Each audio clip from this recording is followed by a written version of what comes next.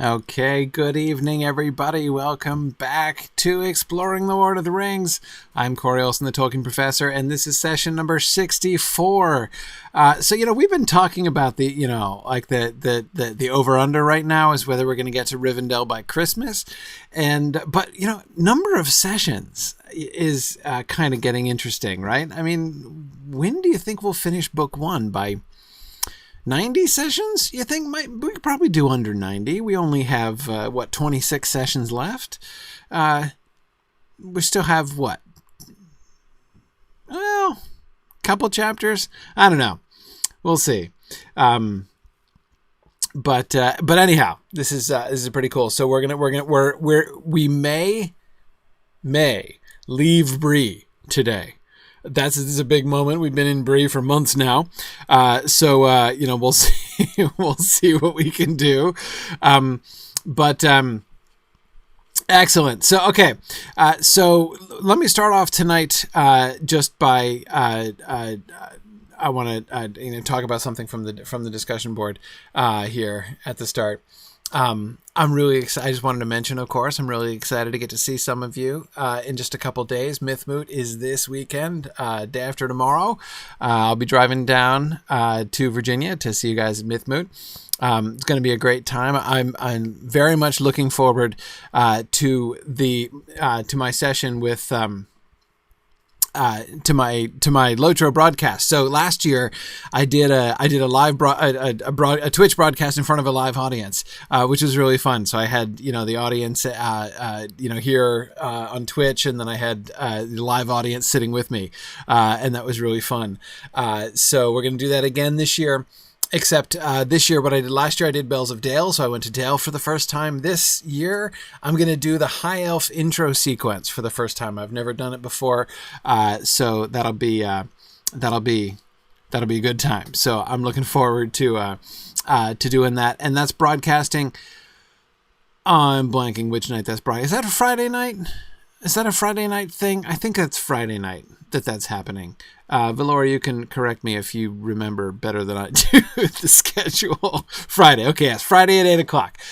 So you can, of course, the best way to make sure that you don't miss that, obviously, is to make sure that you're subscribed at our Twitch channel, and then that way you'll get an email notification. So that'll be really good. And I am really looking forward to getting to see, I know some of you are going to be there, and that's going to be awesome. One thing I did want to say, we are going to be broadcasting some of our sessions this year. So just to sort of let you know about this. In fact, what's going to happen is we're gonna shamelessly guinea pig you guys. So, because here's what we want to do. What I really want to do, what I've kind of wanted to do for a while, and I'm hoping to implement this next year, is to be able to have online registrations for Mythmoot. It's not the same, obviously, as coming and being there, but at least to be able to get there and to participate, to hear and see and participate, remotely.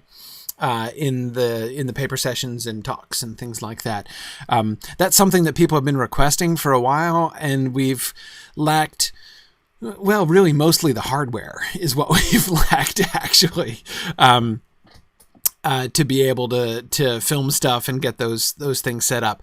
So this year we are experimenting with that. And we're hoping to work out the kinks of that. So the place to go, again, go to the Twitch channel. We'll be broadcasting stuff from there. So again, if you don't want to miss anything, you can subscribe to our Twitch channel. You can check that out. There'll be some GoToWebinar sessions that we'll be using, but we're going to try to use Twitch through a lot of it. So anyway, yeah, Mike, exactly. And I mean, I realize that there are a lot, it's one thing for us to say like, oh man, you should totally make a point of coming to Mythmoot. And if you can, you absolutely should, because it's fantastic. I mean, it's really, I'm like kind of being a homer here, but at the same time, like really, I don't think I've had a more fun, at any conference ever than I've had at Mythmoot. So it's kind of a big deal. However, again, I know that sometimes it's like it's one thing to say, oh, gee, I'd like to come. And it's another thing to recognize that it's impossible for you. And we don't want to just totally exclude everybody for whom it is impossible. So, as I say, this year we're experimenting with the interface. This is our year to make sure that we can see if we can actually get it done. Because it's kind of complicated. Multiple rooms and lots of different people and trying to manage the interface and stuff. So we will be working on that this year, and you guys will be the beneficiaries of our working on that. So again, keep an eye on our Twitch channel, and we'll definitely be broadcasting some stuff as we go through. And if you in another place, I will be I will be able to notify about that on my Twitter feed as well, just to kind of let people know the upcoming events and stuff like that we're going to be streaming. So anyway, that'll be a fun adventure this year, and you guys can come along with us. So it'll be really good. Anyway, okay, so that's okay. I was about to say I'm really focused on Mythmoot this week. That would not be technically true, because I'm still in the first half of the week, which means I'm still focused on getting finished with all the stuff that I need to get finished with before I leave for Mythmoot, including, for instance, the finishing touches of my costume for the Masquerade Ball. And this year, my family's coming down to Virginia with me. They won't be at the conference the whole time. They're going to ditch me and go do other fun things, but they're going to be around. And so my wife and I are doing a team costume for the Masquerade Ball. So, I gotta refine some things there for the Masquerade Ball. So we'll see how we do there. Let's see. Any hints? It's not Tolkien themed. I am going as a character from a work of comparatively modern fiction. So there's my hint. And yes, Tony, we will finish The War of the Ring. That is going to happen tomorrow night. And also, I should say, so tomorrow night, Wednesday night, not only are we going to have our final session on The War of the Ring, but I am also going to be announcing the next book that we're going to be doing. The election will be done by then, and I will have the two spoilers. I think Sauron Defeated is going to be one of the two winners, but the other one is always the mystery, right? And that's the book that we're doing next. So I'm definitely going to be doing that. Druid's Fire. If I had thought of that, going in like a bathrobe and towel, as Arthur Dent would have been kind of brilliant, but I didn't think of that. And I'm not sure that my wife would have wanted to go as Trillian, but anyway, JJ asks if we're going as Edward and Bella from Twilight. No, we're not. How would you dress up as Bella from Twilight? Do you just have to try to look like everyone? Is that the idea? Sorry. Could you dress up as a cardboard cutout? Would that be a good Bella costume? I think that would kind of be a good Bella costume, wouldn't it? But anyway, yeah, good. Blue Wizard said, is it bad I didn't even vote for the book I nominated? Blue Wizard, that was actually interesting because, I get updates from Dr. Powell, who runs the voting. And he was telling me, it's okay, the nominations, it's pretty clear. So he gave me the score of which book was coming in second in nominations. And so it looked like that was likely to be the thing. But yeah, the voting didn't end up coming out like the nominations came out necessarily. So, it was good. Anyway, cool. Tony Mead says, "Okay, be mad that all the boys like you and everyone wants to be your friend. That's how you dress up as Bella." Yeah. Okay. Right. Yeah. Okay. Well, but we're not going to do that. We have a much cooler costume than that. Okay. All right. Very good. All right. So let's get going. because we've got like paragraphs and paragraphs of text to get through here tonight. So tonight's class is called a stealthy departure as they make their quiet and inconspicuous way out of Bree, we hope. If we get as far as Bill Ferny taking an apple to the face, I'll be happy with our progress in tonight's class. Arnthro had a really interesting, this is kind of a crossover point because he's also been attending the Mythgard Academy class on the War of the Ring and the History of Middle-earth series that we've been doing over the last year and a half or something like that. And he says, in class 3 on the Return of the Shadow, we talked about how scent is enhanced when one becomes a wraith, but you can smell more clearly than you can hear or see, we're told. Now keep in mind, this is at that quotation is from very early in the Return of the Shadow. Basically, this is when Tolkien is just working out for the first time what it means to be a wraith. You know, the sequence was, I need a new adventure for Bilbo or some other, replacement hobbit to go on. So he does the long expected party. That was the opening sequence. That was the first origin of the story. And just to like have him depart, him or somebody else depart. Either Bilbo or his heir. There were several drafts of it. And then get him on the road. And Tolkien literally had no idea where he was going or what he was doing until this rider overtakes him, which turned out to be a black rider, which Tolkien had no idea what it was. And so in figuring out who the heck was this dude on a black horse who was just overtaking the party of hobbits that was leaving Hobbiton, he discovered that this was a ring wraith, and this probably had to do with Bilbo's ring. And so the whole concept of the invisibility ring as a ring of power and the wraithification process and all that stuff really emerged right there from his kind of contemplation of what it meant, again, like who this guy was, who was on the road. And in that, so it's way back there in that context that Tolkien said in these early drafts that smell becomes more clear. Seeing and hearing is muted, but smell becomes more clear. Anyway, okay, so as Arnthro goes on, as stated in these classes, Tolkien tends to hold on to the initial concept of his ideas, even if the context changes eventually. Yes, and that's certainly true. Can we then use the passage about the wraith's scent as evidence that the Nazgul can in fact smell energy or spiritual aura left over or present? That they can smell the ring? Or areas where the ring was used? I know one must be cautious in connecting his early rough drafts to the finished version. Yeah, exactly. Okay, so here's the immediate thing here. Okay, so on the one hand, I guess I would say like yes and no here, Arnthro. So first, I would say. Yes, I think that it is safe to hold, or rather, I think that we can see that Tolkien held on to this, right? I mean, it's no accident that the Black Riders are sniffing around with their invisible noses, right?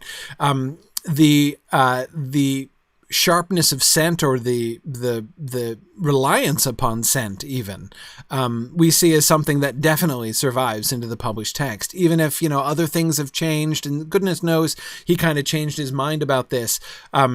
You'll remember the passage in at the end of the Two Towers when Sam puts on the ring in the Pass of Cirith Ungol, right? And he suddenly finds that his hearing is, in the published text, he finds out that his hearing is sharpened, and he is able to hear the orcs coming and understand their conversation. In the first draft of that passage, he briefly got like X-ray vision and was like able to see through the rock. Oh, not just like garden variety X-ray vision, not just X-ray vision like Superman or something like that. He got the ability to see evil where it was. And that was at the time when there was not one single spider that he was fighting. And it wasn't just one. It wasn't like Ungoliant or Shelob. It was like there's like masses of spiders. There's just like, they're like jumbo, pumped up Mirkwood spiders, but all over the place. And so he was looking through and he's seeing all the like evil spiders and everything in their dens and whatever underneath the stone. point is, Tolkien like changed his mind here and there, as we can see, about sorry, I'm like in some kind of earthquake with the Twitter. There we go. Okay, it's a little bit better. Sorry, I need to stabilize my my Twitter camera there. Anyhow, so we can see that he changed his mind about what exact effect it has, and he kind of waffled here and there, decided no, sight is not increased, it's muted, hearing is increased or whatever. But again, smell, that seems to be legitimate, that state, especially since the importance of scent that we see with the ring wraiths. So we have that. That's certainly, I think fairly true. However, we also, that doesn't necessarily mean that they can smell things like spiritual auras or like where the ring was necessarily. It could well be. We can't rule that out, but our data about that, I think, is much poorer, basically. Because what we know, Aragorn is going to say, and we are approaching the passage in which Aragorn says it, that they can smell the blood of living things. And that seems to me more likely what they're doing, but we can't prove that they're not smelling the ring and stuff like that. Anyway, yeah, it's not clear that they can, again, and if we want to go as far as spiritual auras and stuff like that, that they can sense some things. Like, you remember the in the Two Towers, again at the foot of the stairs of Cirith Ungol now this time,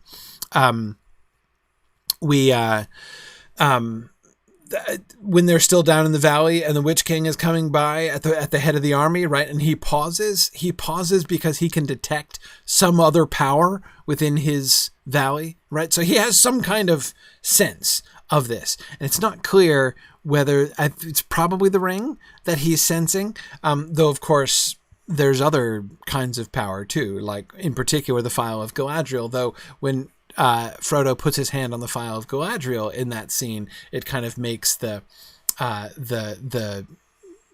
of attention of the Ringwraith pass over him, right? But anyway, the point is he can clearly sense something, but he's not sniffing it, right? And it's not obvious to me that those two things are necessarily connected, or that it would work like that. Like, would somebody be able, would a wraith who did go to that spot 2 days later, could they sniff it out and be like, I smell the presence of the ring that was here 2 years ago, or something like that? I don't really necessarily think so. So, and you're right, absolutely, Fourth Dauntless, that Aragorn is going to say that the ring draws them. They can sense it, right? But again, I'm not convinced that that's connected with their smelling, or that has anything to do with why, they were on all fours sniffing around, right? That seems a little bit more kind of, garden variety, following a scent track kind of situation to me. But I mean, again, we can't totally prove it there. So, we have to be kind of cautious in conclusions about this. But anyway, so I thought this was a good question, a good connection between the drafts that we've been reading and this stuff here. So Blue Wizard says if they could smell the ring, wouldn't they have known it wasn't in Crick Hollow sooner?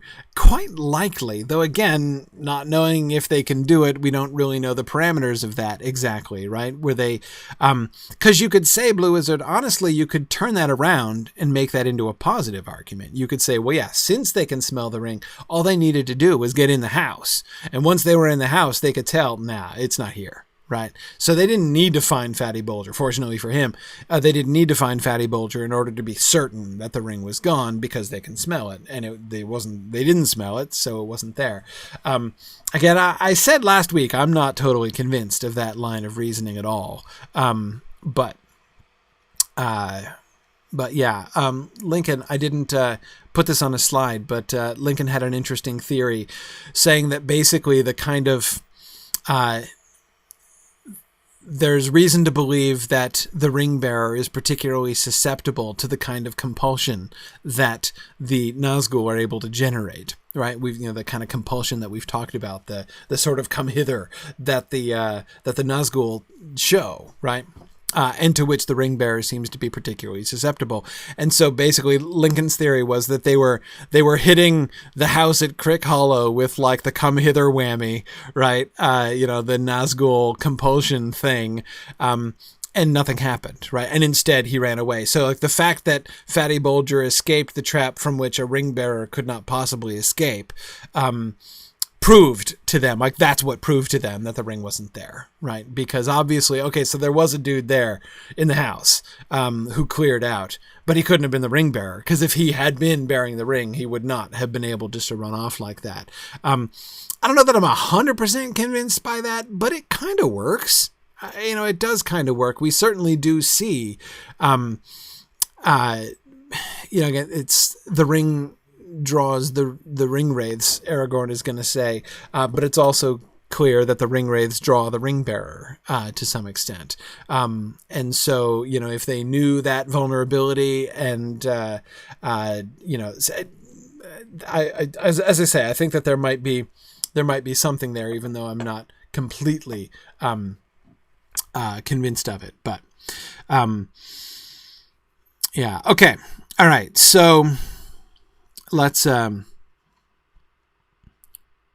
keep going. Okay, so last time I was talking about Bill Ferny's, because I suspected of being Bill Ferny's idea of freeing the horses, scattering all the horses at the Prancing Pony. It's a daring move, as that's got to be something relatively hard to execute. Because you think about it, he has to have gotten them out of town, and it's not like the Prancing Pony is on the edge of town; it's in the middle of town, right? So, Bill Ferny and his accomplice, right, his goblin-faced accomplice, would have had to loose all of these horses and basically herd them all the way out of town, which, of course, by itself sort of shows that they were in cahoots with the gatekeeper, right? Who presumably kept the gate open for them in doing this. But that's kind of twice as bold. Remember that? I mean, I'm kind of imagining, Nob with his lantern coming running down the street, chasing off Nazgul and scattering Bill Ferny and accomplice, right? When he comes back to rescue Mary. Obviously, they don't want to draw attention. Obviously, they're concerned about, public scrutiny and getting caught in the middle of what would it be like to get caught in the middle of, rustling however many horses and ponies were there at the inn, right? That's, it's actually kind of a remarkable feat. But at the end of the day, I don't think that is Bill Ferny's greatest triumph. I think his greatest triumph is this moment the next day, right? In the end, there was more than 3 hours delay. Bob came back with the report that no horse or pony was to be got for love or money in the neighborhood, except one. Bill Ferny had one that he might possibly sell. "A poor old half-starved creature it is," said Bob, "but he won't part with it for less than thrice its worth, seeing how you're placed. Not if I knows Bill Ferny." "Bill Ferny?" said Frodo. "Isn't there some trick?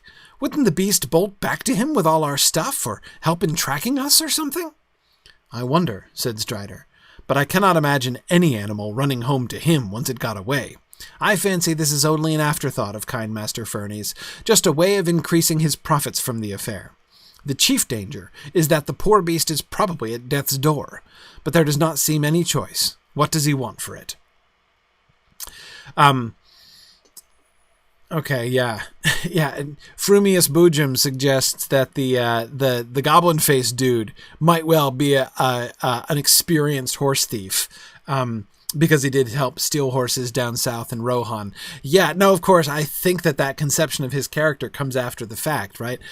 So like that's kind of, as far as the creative process goes, the cause and effect works the other way. But yeah, no, exactly. That does fit him, right? As we will see.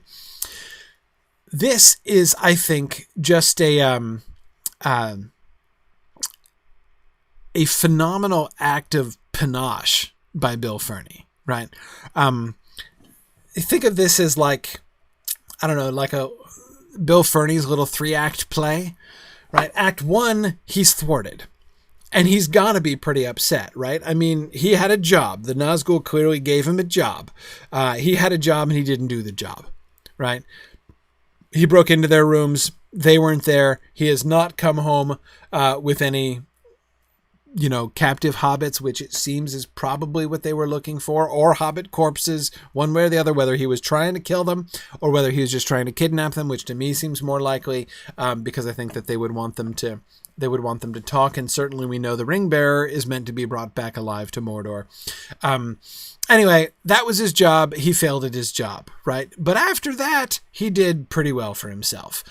He can go back to so just from what we talked about last time, he can now go back to the Nazgul and report that he has paralyzed them, right? So here they are, 4 inexperienced and frankly not hugely competent hobbits stuck in Bree with no ponies, no way to get any ponies, right? No matter what, no matter if they are loaded, which they kind of are actually. But anyway, certainly compared to people in the area, I mean, you could just think about the kind of wealth that Merry and Pippin could theoretically lay their hands on, right? Anyway, so, but here they are, like they can't possibly get any horses, and so they're trapped, right? One way or the other, they've got them. So he's recovered his position a little bit, right? He's going to be able to speak a little bit more confidently when he tells the Nazgul about his favor. And then on top of this, right?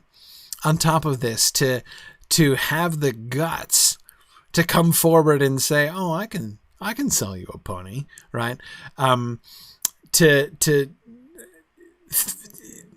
Aragorn says, to increase his own profits from the affair.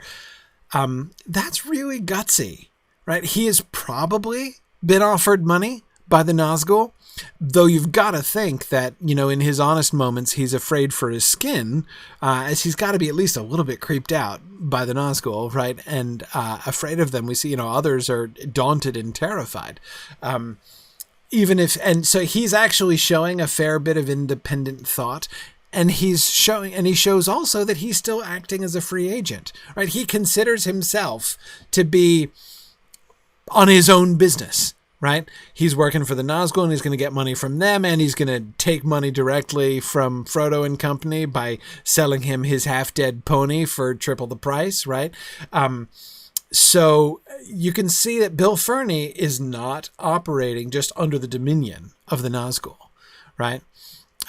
He's still trying to feather his nest, and you got to think that he sees the Nazgul, at least presumably when they're not there, as a mechanism of profit for himself, right?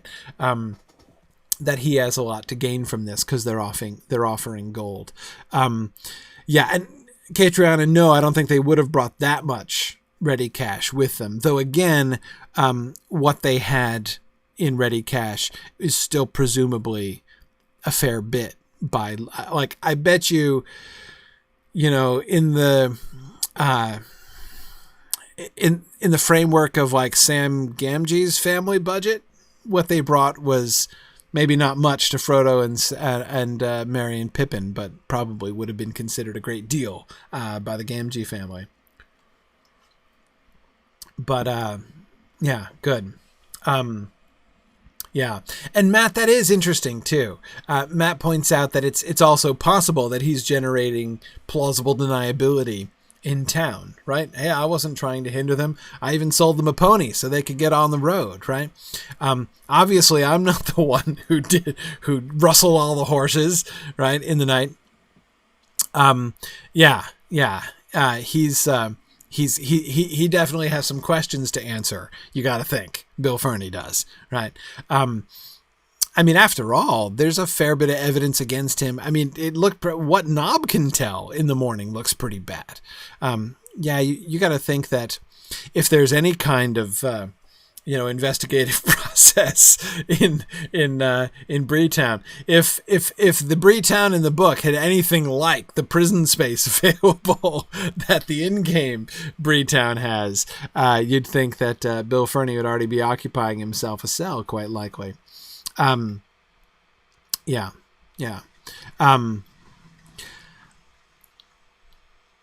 So, John, we don't know for sure what they did on their own initiative and what was the Nazgul idea.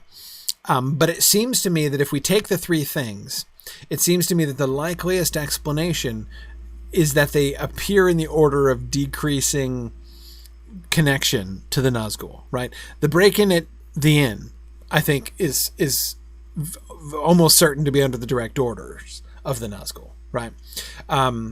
The setting free all the horses and trapping them might possibly have been the order of the Nazgul as well, but I'm less convinced of that. And I think it very likely that was their own suggestion. That was that sort of feels a little bit more improvisational, I think, just because they I can't imagine that was plan A. Plan A is to nab them. And if they've been told to nab them or kill them, why bother with the horses, right? So I can't imagine the Nazgul will be like, first kidnap them, then let the horses free, just because, right? Probably not, right? So that's why my reading would be that the horse thieving was improvisational on their part, and the selling of Bill and trying to profit from them directly to boot, right? Certainly, I cannot imagine the Nazgul saying, "And by the way, sell him a knackered horse too. That'll show him," right? I can't believe that that's actually what happened. Yeah. So, yeah. Yeah, Mike, I agree. I also wouldn't want to be the gate guard when they come asking questions about the horses. Yeah. Hey, Harry, did you happen to see, I don't know, a couple dozen horses going out through the gates last night? Did you notice anything? Anything come to your attention at any point? Yeah, you got to think there'd have to be some kind of somebody answering questions here. So, let me just get. So was it Fly Guy? Is that what I can see? It's very small print on Twitter is asking where I'm looking. So the easiest thing, if you go to twitch.com and go to the Signum U channel, that's our first in. I'm actually looking at Discord, but if you go to Twitch, we can give you the address there, and you can join us in screen for the discussion for people who are making comments that I'm reading aloud. So. Yeah. Okay. Yeah. I mean, it's almost like thinking that the horse rustling was their suggestion is almost like thinking that the Nazgul were like, and while you're there, cut up the bolsters, just rip up the bolsters. If you see any mats, like brown mats, just tear them to shreds. Right? No, like I can't believe that was. I think their instructions were just, again, like nab and or kill hobbits and bring them along, and they don't really care much about anything else. Yeah. Rothgar says Harry can claim he was just as alert as Butterbur, and they somehow got past him.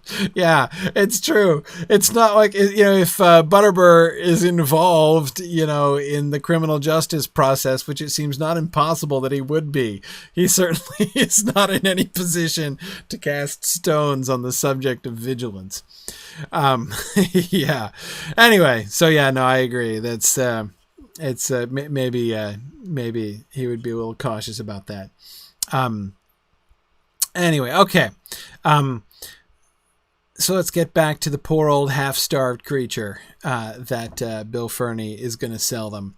And he's just got to be laughing hysterically, right? I mean, Bill Ferny has to feel like he is on top of the world, right? Bill Ferny is like the king here. He clearly, as we're going to see, feels some kind of competition with Strider, and he has so won today. And I guess especially since his night probably started really badly when he broke into the room and found that the hobbits were gone and he'd been suckered into breaking in for no reason, right? At the point at which he started slashing bolsters. It's it's .tv. I'm sorry, Druid's Fire. Yes, thank you. Druid's Fire is reminding me I gave the wrong address just now. Twitch.tv/Signum. I said .com. Totally my fault. Thanks, Druid's Fire. Druid's Fire, as always, on top of this kind of thing. Anyway, okay. So good. Yeah, exactly, Mike. I suspect that that's more or less how it worked. That what the Nazgul actually said to Bill Ferny was something along the lines of "Bring us Baggins and we'll give you gold." That's the kind of thing we know happened, right? And so yeah, that's exactly the kind of thing that I would have expected. Yeah. Yeah, and JJ, I agree. JJ says it almost sounds not that Bill wouldn't train an animal, but that he couldn't. The idea of him doing anything to an animal but mistreat it is inconceivable to Aragorn. Yeah, exactly. But he's obviously not just incompetent, right? He's maliciously incompetent. He obviously not only doesn't train his animals, but doesn't care for them either, right? Which really doesn't come as a surprise. We see he also notice that there's a bad sign as well, which is that he doesn't take care of his lawn either, right? A bad sign. He neglects the plants. He neglects the animals. It's terrible. Well, let's move on. More about ponies. Bill Ferny's price was 12 silver pennies, and that was indeed at least 3 times the pony's value in those parts. It proved to be a bony, underfed, and dispirited animal, but it did not look like dying just yet. Mr. Butterbur paid for it himself, and offered Mary another 18 pence as some compensation for the lost animals. He was an honest man, and well off as things were reckoned in Bree, but 30 silver pennies was a sore blow to him, and being cheated by Bill Ferny made it harder to bear. As a matter of fact, he came out on the right side in the end. It turned out later that only one horse had been actually stolen. The others had been driven off or had bolted in terror, and were found wandering in different corners of the Breeland. Mary's ponies had escaped altogether, and eventually, having a good deal of sense, they made their way to the Downs in search of Fatty Lumpkin. So they came under the care of Tom Bombadil for a while, and were well off. But when news of the events at Bree came to Tom's ears, he sent them to Mr. Butterbur, who thus got 5 good beasts at a very fair price. They had to work harder in Bree, but Bob treated them well. So on the whole, they were lucky. They missed a dark and dangerous journey, but they never came to Rivendell. I love this passage. A couple of you were talking about this passage as well. So, yeah, I see. Yeah, a couple people feeling a little guilty about the state of their own lawns and what Tolkien would think of it. So, okay, this is a lovely passage. This is one thing. Again, this is another thing that we noticed back in the Return of the Shadow class in the Mythgard Academy. It's very noticeable that when you look at the Fellowship of the Ring, especially coming from The Hobbit, right? The Hobbit is like the pony slaughtering ground, right? I mean, from an equine point of view, The Hobbit is a horror story. I mean, the mortality rate among ponies in The Hobbit is enormously high, right? And it's almost comical how that turns around in The Lord of the Rings. Like, no ponies are harmed in the writing of these books, right? Like, all ponies live happily ever after. I can't think of even one exception to that rule. No, Snowmane doesn't count. Horses have to take their own risks, right? Horses who bear their masters heroically into battle are a different situation, right? But ponies have a 100% survival rate in The Lord of the Rings. Irindus, it says maybe got some nasty fan mail about the Hobbit ponies. I don't know, man. I don't know how many people objected. I don't recall him talking about this in his published letters. It doesn't prove he didn't get anything or say anything about that. But anyway, Mike, it's possible maybe Priscilla grew up to object heartily to that or something like that. She was pretty young. In fact, I don't think she even was. When was Priscilla born? No, I think she was born, but she was a kid. She was small when The Hobbit was born. Or when The Hobbit was published. In 1929. Okay, so she was literally a baby when he was writing it. She was like pre-K when he was writing The Hobbit and reading chapters to his kids. So she was 8 when The Hobbit was published. So, yeah.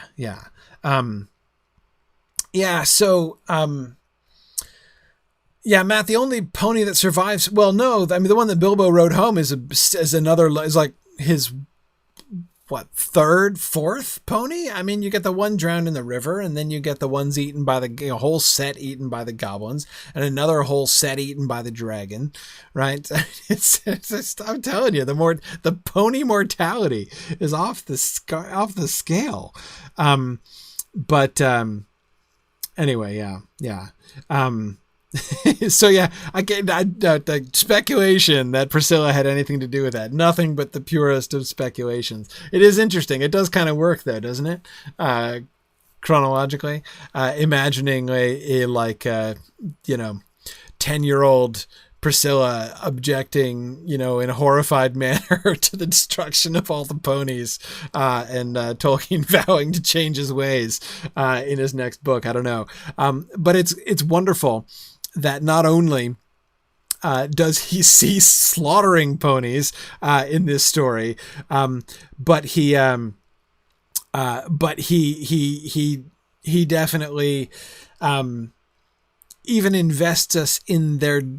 I was about to say development as characters, not exactly development, but like the backstory of the ponies, right? The kind of not quite pony point of view, right? But this whole narratorial diversion, right? To tell us like the future, kind of, close the loop on what happened with the ponies. Like seriously, it's kind of hard to imagine, a passage like this that you're really familiar with in the published text, but still, like, try to imagine if this passage weren't there.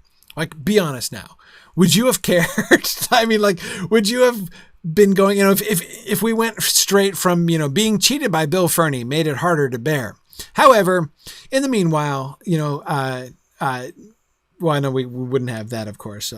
There was a great commotion as soon as the remaining guests were astir, right? If we just launched straight into that, how many of you would have been like, but what happened to Mary's ponies, right? I'm sure some of you would. Karita, you would. Yeah.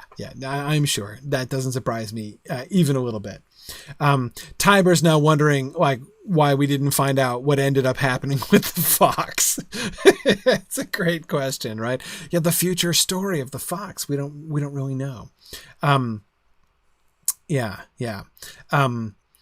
But anyway, yeah, okay, that's fine. Yeah. And so, Harnuth is talking about how John Tolkien, who's Tolkien's oldest son, says that he was 9 when their dad first told them the tale of The Hobbit, which would have been 1926, 3 years before Priscilla was born. Yes, Harnuth, I would say, asterisk. Almost all of them are wrong about these. Like, I'm serious. Like, Christopher, John, Michael, and J.R.R.T. himself all have like very distinct memories about Hobbit storytelling and when Dad was writing The Hobbit, and when they all have very clear memories, which are all wildly contradictory to each other. So trying to work out a chronology, it's a really interesting read. You can read about this in John Ratliff's History of the Hobbit, the first volume of the History of the Hobbit. If you're looking at the 2-volume edition, he has a long bit on dating at the beginning, and just kind of puts forward all the different evidence about the dating. And it's pretty clear that some of them are wrong at least some of the time, because there's no way that all of their very clear memories could all possibly be accurate. And again, I'm not trying to throw any shade by saying that. I mean, I've said many times before, I can't remember what happened last week. So it's all good, but nevertheless, like that evidence is like, oh, there's some salt needed with those pieces of evidence. Okay. And, John, that's a really great point. John Castle says that this passage is the first one in the Lord of the Rings that really gives us a sense of Rivendell. Yeah, I think that's a really fascinating element, right? My favorite sentence in this whole thing is, "But they never came to Rivendell," right? It is a brilliant ending of this paragraph, because it serves, of course, to bring this entire digression about the future course of the Ponies, right, back into relevance of the story that we're actually listening to, right, that we're actually reading. And that is, of course, the story of Frodo and the hobbits who are trying to get to Rivendell. And so you're right, John, the kind of foreshadowing there, right?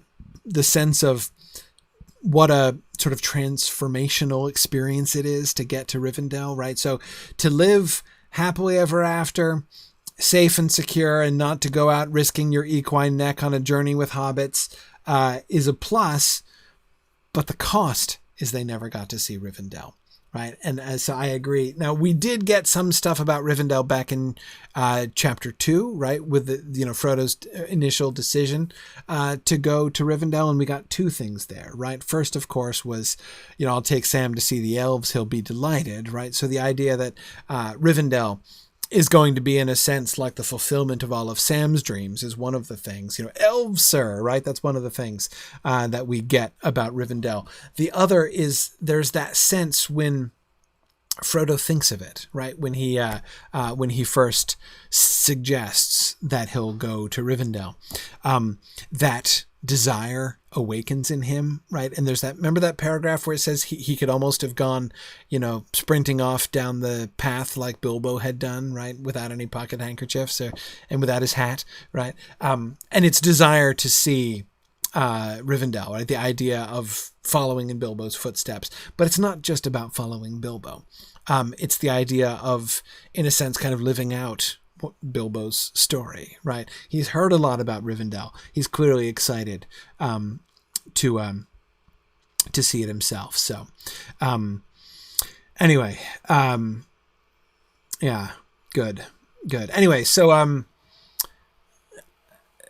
but nevertheless, your point remains, and I think it's a really good one, that little kind of tantalizing sentence that we get at the end is really effective in that, especially since, remember, it's kind of an interesting moment for it, isn't it? Right? I mean, the whole effect of this morning as they wake up to find that their room has been raided and now the ponies are gone and they're trapped, right? They're trapped, and how can they escape? They're in this one little tiny island of, kind of light and good humor, right? But even that is infiltrated by people like Bill Ferny, right? So, Breeland has definitely been, or Breetown, I should say, has definitely been a kind of, win some, lose some, some good, some bad kind of situation for the hobbits. Yet, nevertheless, they've been comparatively safe here, and now they're going off into the wild with this dude that they just met, and maybe they're still not 100% sure of, and the Black Riders are going to be and they're going to be on foot, and this is going to be really bad. Right in the midst of all this, we get this reference to Rivendell. Right, Rivendell is coming, but they never came to Rivendell. That there is something great, that the end of their journey will be a reward in itself. Yeah, Mike, I think that's really good on capturing the tone. Mike says that they never came to Rivendell, has that same sort of vague sadness as Sam's sailing. They are sailing away and leaving us. Yeah.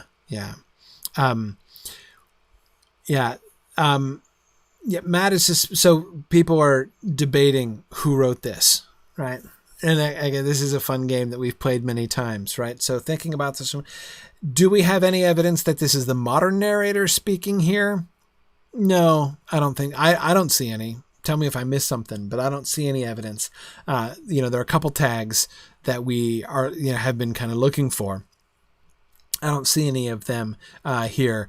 But Karita, Matt, I agree. This sounds like Sam, right?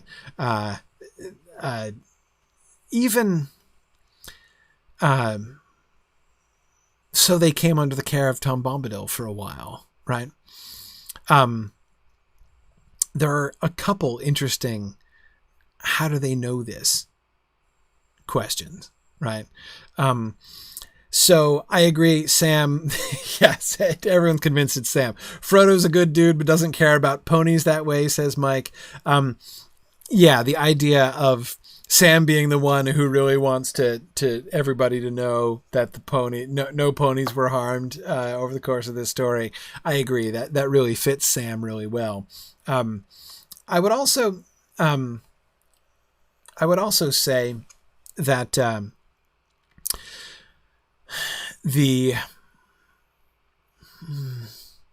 I'm tempted to add the sort of digressive nature of this paragraph also seems to me to suggest Sam, because keep in mind, we're told there's one thing at least that we're told about Sam as editor, right?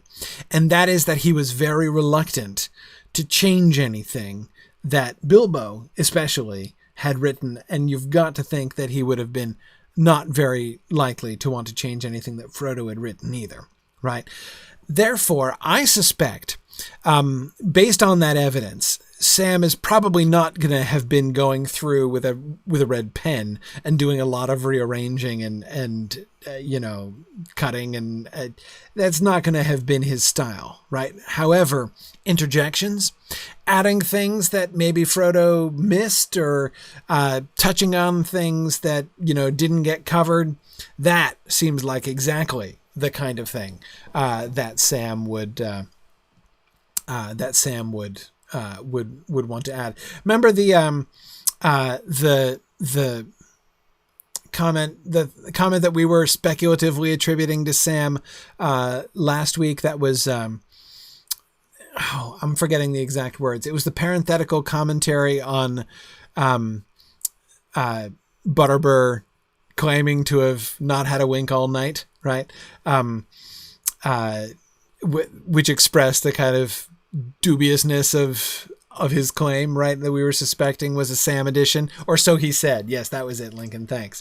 Or so he said. Yeah, that's the kind of thing. And yet, Mad Violinist, I think that's a really great observation. Perhaps in the original, it was marginalia, right?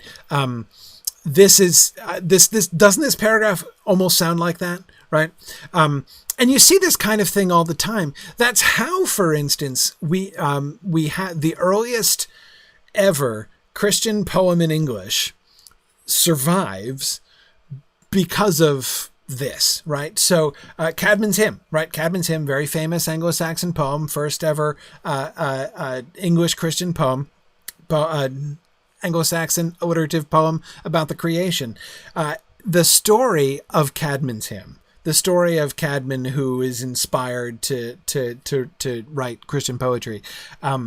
The story is in the Venerable Bede, but the Venerable Bede wrote it in Latin, including the poem, right? He gives a sort of Latin synopsis of the poem. So, having made a big deal about the fact that Cadman was making English poetry, he doesn't give us any of the English poetries because the whole thing's written in Latin, right? And the only reason we have Cadman's Hymn is that one of the scribes who was copying the book wrote it in Anglo-Saxon in the margin, right? As you know, he seemed to think that would be a handy thing, right? And he was presumably Anglo-Saxon himself, and so he scrawled the Anglo-Saxon in the margin around Bede's Latin, so that you could actually see an example of some of the poetry that Cadman was doing. So yeah, the idea that Sam took the red book, right, that was handed to Frodo. Frodo said the last pages are for you, and Sam's like, yes, the last pages are for me, and a few of the margins as well. I can totally buy that, absolutely buy that. So that would be really, really interesting. No, so Cadman's hymn. So Caedmon, Cadman. Ja, nu we schulen herjeon, he often reaches wayard. Meantod is meacht, and his mod you thunk. It's a great poem. But yeah, the story is really fun in the Venerable Bede. You can totally get the Venerable Bede in English translation in the public domain. Just Google Cadman's hymn and Bede, Bede, and you can find Bede's story. It's a darling story too. Yeah. So anyway, it's that's a lot of fun. But that's neither here nor there. So this theory, this kind of reading that we're doing, this kind of trend that we're identifying of Sam's editorial additions, the Samwise marginalia. I'm liking this theory. I think that this that seems to me to really work. And it'll be interesting to see how many other passages we come across that we think sound to us like Samwise marginalia. Because of course, it doesn't have to be a whole paragraph.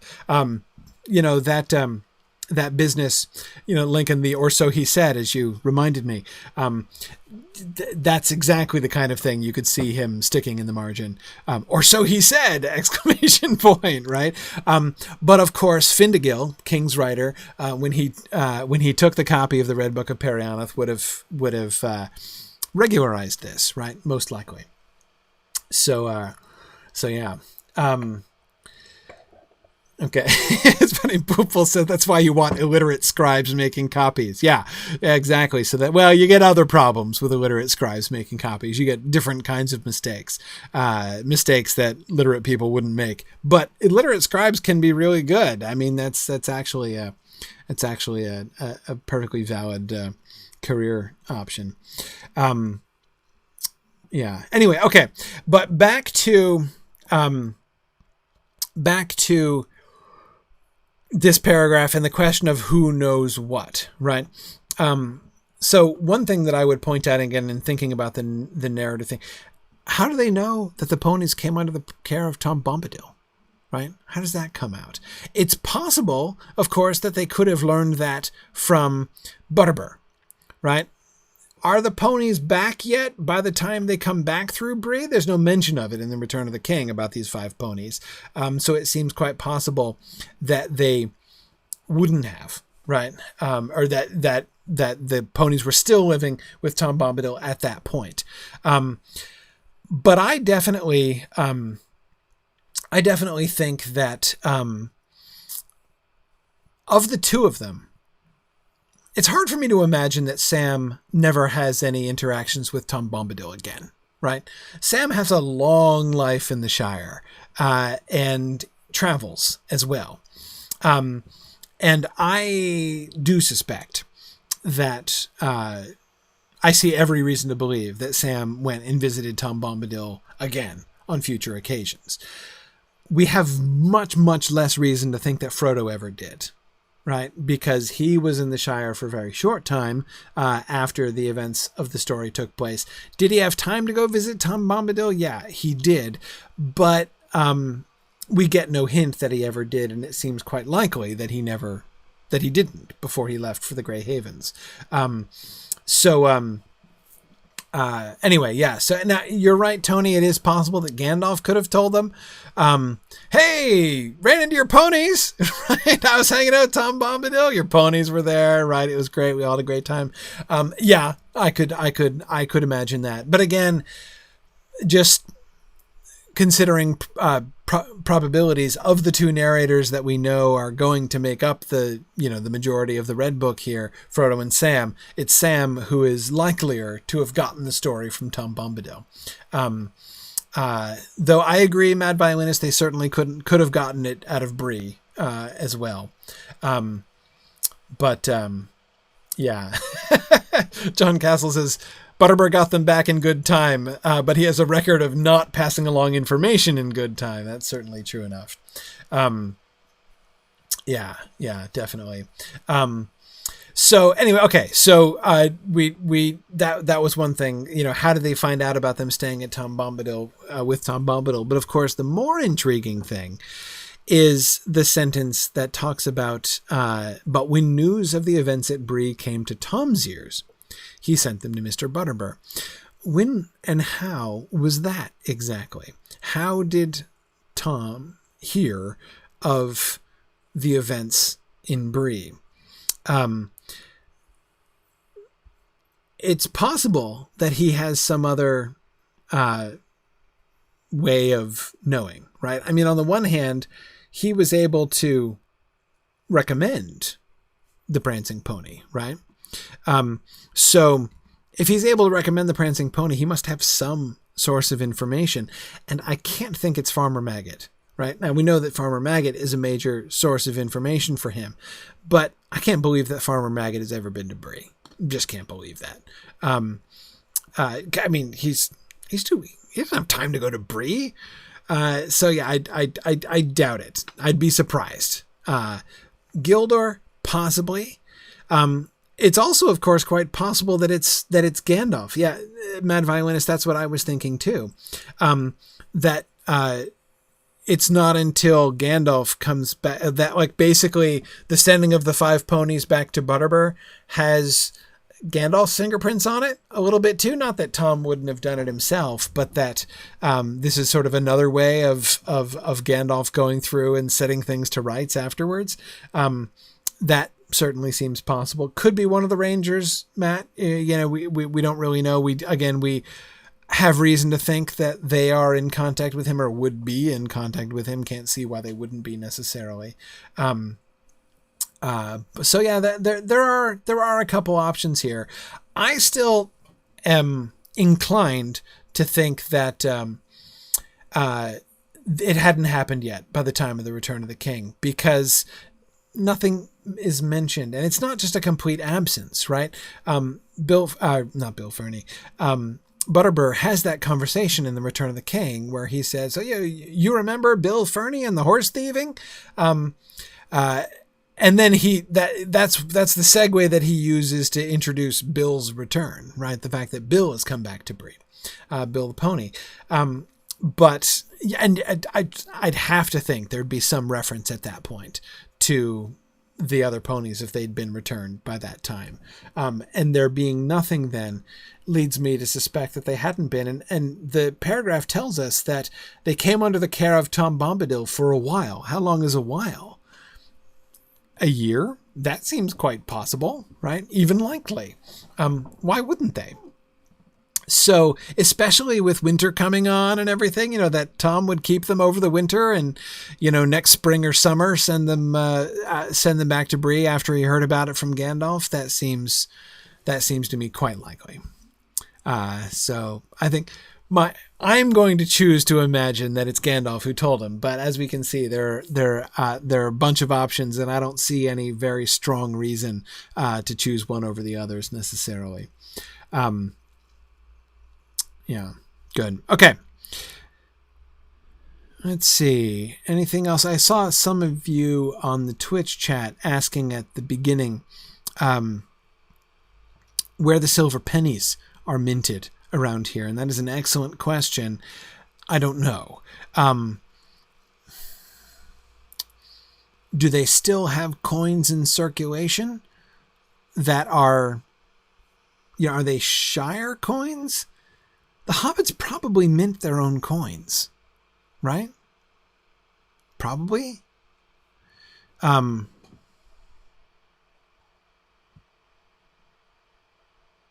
gotta think the hobbits mint their own coins. I mean, obviously, one tends to connect coins with royalty, right? With like the monarch whose face is so often stamped upon them ever since Roman times, especially.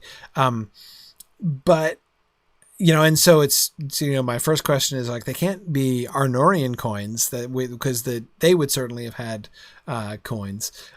It is possible they could be imports from the dwarves, South Run Knight, but I'm not really. That's possible. They could use dwarvish currency, but it's definitely a money culture in the Shire. That's very clear from the beginning. I mean, like from the very beginning, like first couple pages of chapter 1 of The Hobbit, it's clear that it's a currency economy in the Shire. And Bruenir, there does seem to be some kind of equivalency between the monetary system of Bree and the Shire. Again, whether that's dwarf based or something else. But yeah. Sharon says that she sure hopes that hobbits mint their own coins. There's a whole game designed for the Hobbit campers in our upcoming Hobbit camp around coin currency. See, there you go, Sharon. I'm with you. I think the Shire has its own currency. Absolutely. Yeah. Good. All right. Yeah, Fourth Dauntless, I agree. I mean, dwarves are a little bit of a novelty. Dwarves passing through the Shire are clearly not strange. They use the road, right? We know that. So it's not like people are going to be like staring in wonder at a dwarf walking across the Shire. But I agree. The idea of that their entire currency is dwarf based seems to me a little bit far fetched. I mean, anybody that has a society that has a postal service could have a mint as well, right? That doesn't seem too much to believe. Yeah.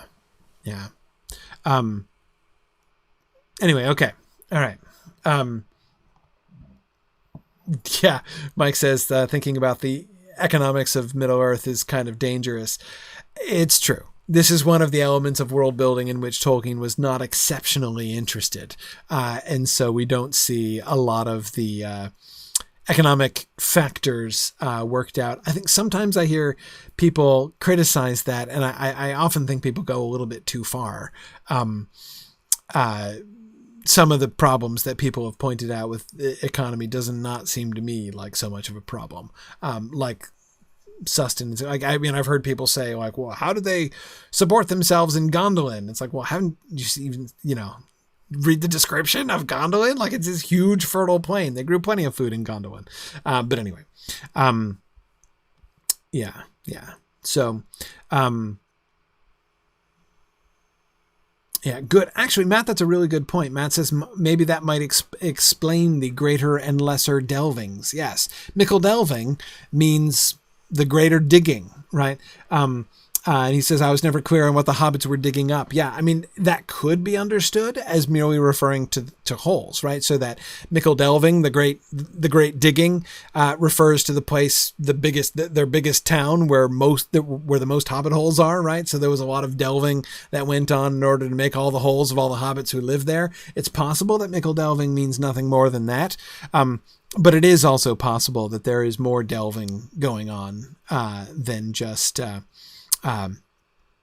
than would be explained by residences. So, yeah.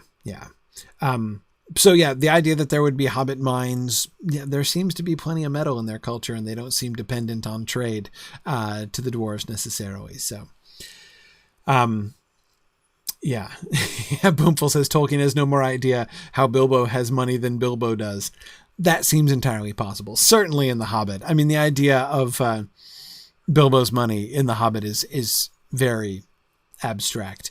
I could remember like the genre of The Hobbit, right? The Hobbit is designed to be a fairy tale. And there are some ways in which a fairy tale has to work and be self-consistent, but there are other ways in which it's okay. It's part of the fairy tale tradition to just kind of wave your hands at like some of the frame, right? And then you just kind of move forward with it. Yeah. Anyway. Okay. Good. No, there is in fact a quarry in Scary in the book. Yep. That's not a Locho innovation. That's true. So yeah, no, exactly. The fact that they're clearly quarrying stone there, I have no reason not to think that they're mining, that they're not mining in other places. So yeah, no, I that doesn't seem to me to be a serious problem at all. Okay. Hey, Tom, welcome. Don't worry, you've only missed about 3 paragraphs. All right. But they never came to Rivendell. Let's move on. However, in the meanwhile, for all Mr. Butterbur knew, his money was gone for good or for bad, and he had other troubles. For there was a great commotion as soon as the remaining guests were astir and heard news of the raid on the inn. The southern travellers had lost several horses and blamed the innkeeper loudly, until it became known that one of their own number had also disappeared in the night, none other than Bill Ferny's squint-eyed companion. Suspicion fell on him at once. "If you pick up with a horse thief and bring him to my house," said Butterbur angrily, "you ought to pay for all the damage yourselves and not come shouting at me. Go and ask Ferny where your handsome friend is." But it appeared that he was nobody's friend, and nobody could recollect when he had joined their party. By the way, that was always one of my, there are a bunch of sort of sentences and phrases for many different reasons that I always just kind of relished, and would just kind of like repeat to myself, and just kind of loved the sound of them. And ask Ferny where your handsome friend is was always one of those. I always found that to be a rather sort of delightful dig by Butterbur there. Anyway, okay, so the horse thieving is a big deal, right? And accusations of and the question of responsibility, right? Questions of indemnity. There's some big issues here, right? And some serious tempers being raised. This is a big deal. Again, what we don't see is like Law and Order Breetown edition, right? Which apparently doesn't really amount to much, as it's Butterbur is pointing the finger at Ferny right here, right off, right, and yet like there's clearly the Breland DA has not moved on this, right, by the time they come back next spring. So Catriona asks if we're meant to assume that the squint-eyed southerner is a regular human, or could he be a half-orc? Yes, from his description, I do think that Tolkien is hinting that he is perhaps a bit other, right? And we're not going to understand the full force of that for a while, right? But there is this really interesting kind of hint here that there's something, this guy this is not just a guy from the South who happens to be ugly, right? There's something there's something kind of wrong about him, right? And I think this is one of the reasons, by the way, one of the things that is being hinted at, by calling him squint-eyed and stuff like that. Yes, I agree, Tilly, and I do think that there are all kinds of different sort of mixes. I think half-orc doesn't necessarily mean 50-50, right? Yes, there are some who were, remember even Merry and Pippin, I think is going to be Merry, who says that, this guy was not nearly so goblinish as some of the ones that they saw down in Isengard, right?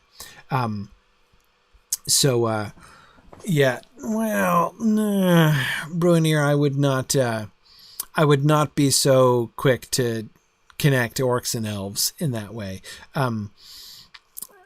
A half-orc is not a corrupted half-elf. It's just a blending of orc. I mean, the orcs are an ancient breed. Whether or not they originally came from elves, which is an item of controversy, even within Tolkien's world. Even if orcs did ultimately come from elves, they've been that way for millennia, right? So that's not to say that there's anything directly. I mean, you might as well say that, Treebeard and the trolls are like cousins, right? Which is not exactly true. Anyway, so I wouldn't worry about that too much. And we'll get to half orcs more later on. Anyway, all we know about this guy, we get really four things about this guy, right? He's from the South. Point number one, right? Point number two, he is super ugly, possibly preternaturally ugly, right? Third, he is unscrupulous and a horse thief, and possibly an experienced horse thief. And four, he takes up with Bill Ferny and is serving the Nazgul, right? Now, is he, like Bill Ferny, just a chancer who is trying to make a buck for himself? Is he a spy that is working for the Nazgul in some way? That is possible, right? But anyway, ooh, that's interesting. John Castle said, the word orc is only used 7 times in the Fellowship of the Ring. Hey, John, search goblin. Tell me how many times the word goblin is used in the Fellowship of the Ring. I'm gonna guess it's more than 7 times. 5 times? Oh man, you're kidding me. Well, is it ever? Like in every, like with the plurals and everything, with all the different endings and everything? Yeah.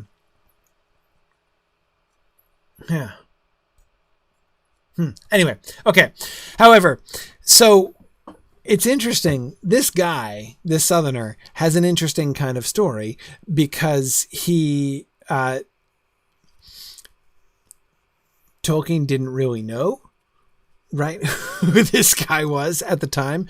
But much more detail is written about the squint-eyed Southerner in Unfinished Tales. So when Tolkien came to think through more clearly and in more detail the whole issue of the hunt for the ring from the Nazgul point of view, right, which he talks about in the section which Christopher Tolkien has called The Hunt for the Ring in Unfinished Tales, we get more of the story of this guy. And the story that Tolkien gives to this guy is that he was in fact a spy of Saruman sent up into the north, right, because Saruman was interested in expanding to the north. This is one of the things that we see so much of the storyline in the early part of the game in Lotro picks up on, right? The idea of the northward expansion, Saruman trying to carve out a large kingdom for himself on the west side of the mountains, right? As he tries to build a little empire and certainly an invasion force that can rival Sauron, right?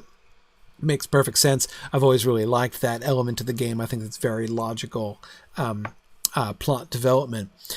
The South Run, Tolkien says that was it really it's one of the things clearly that so in Lotro they don't have license to use Unfinished Tales, so they never make any overt allusions to Unfinished Tales, but there are many places where you can, so like, they don't allude to the Silmarillion, they don't allude to Unfinished Tales, you're not allowed to do that, and they're very scrupulous about this. They're extremely cautious to stay within the limits of their license down at Standing Stone. But they've read them, right? And sometimes you can tell when they've read them, and this is one of the places, I think. Anyway, so that's the story, but that's not the end of his story. He's not just a spy sent up by Saruman. He is found by the Black Riders, so the Black Riders catch up with him on the road. Right, so as the Nazgul are coming north, they catch this spy, and they get out of him that he is a spy for Saruman, and they repurpose him. Right, they hijack this guy, and they daunt him into their own slave, into their own spy that they send up into Breland. And it's from him that the Nazgul learn a lot of the information that they get about the Northern Lands, because this is his job, right, the spy. So actually, kind of in retrospect, the Squint-Eyed Southerner is made into a pretty significant character in the sense that the whole kind of operation that the Witch King is running, sending people, sending riders off into the Shire and searching the road and making connections in Breetown, is a lot of it informed by the work of the squint-eyed Southerner, we're told.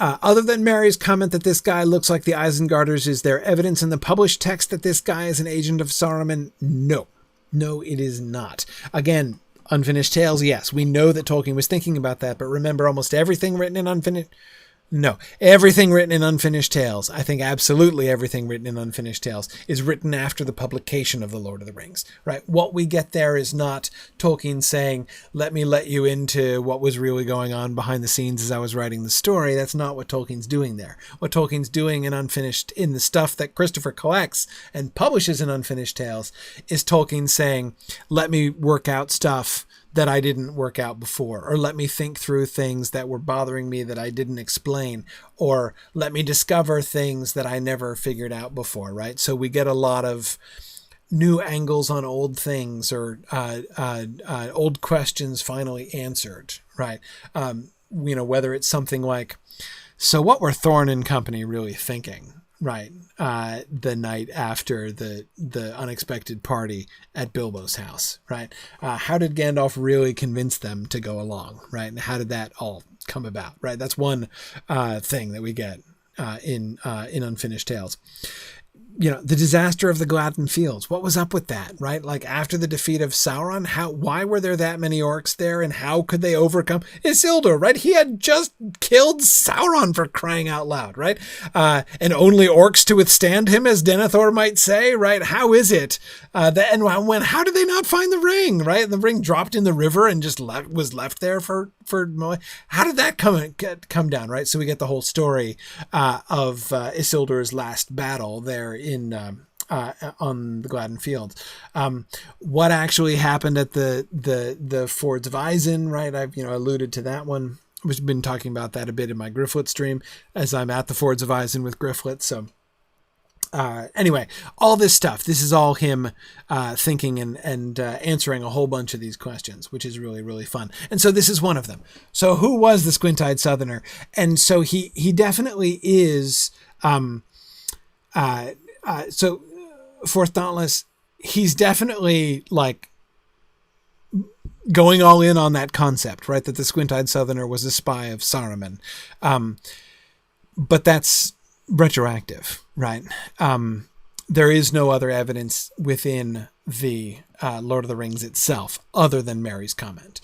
And after Mary's comment, it makes it prohibitively likely, even within that. I mean, to me, that's kind of enough to suggest that there really probably is a connection there. I think the evidence is fairly good that the squint-eyed Southerner within this text right here is meant to be a spy of Saruman, but we don't know all that much about it, right?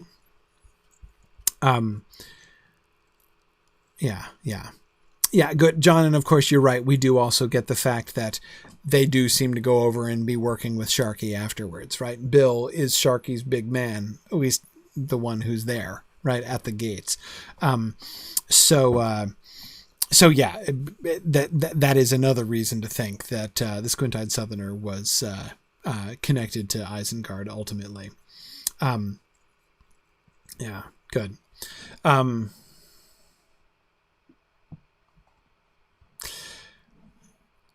Yeah.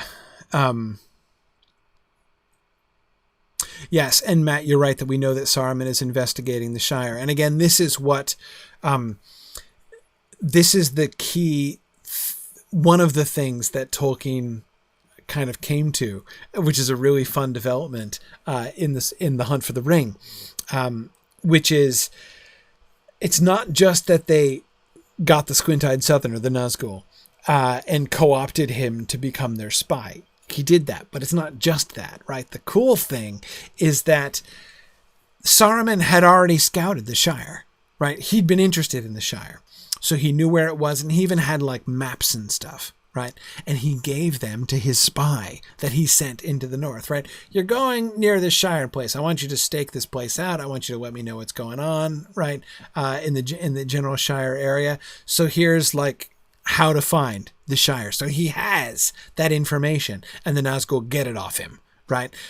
So this is Tolkien's retroactive explanation for why the Black Riders were able to find the Shire, A, at all, or B, as comparatively quickly as they did, right? So no, it's a lot of fun. Yeah. Okay, cool. Yeah, well, no, Saruman has had years to stalk the Shire. And we know that he has direct communications with the Shire. I mean, he has Longbottom Leaf, in Isengard, right? So somebody makes the trip from Isengard to the Shire, right? With wagons full of leaf in any case. Right.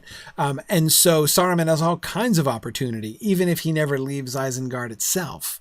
He has all kinds of opportunity to learn about the Shire.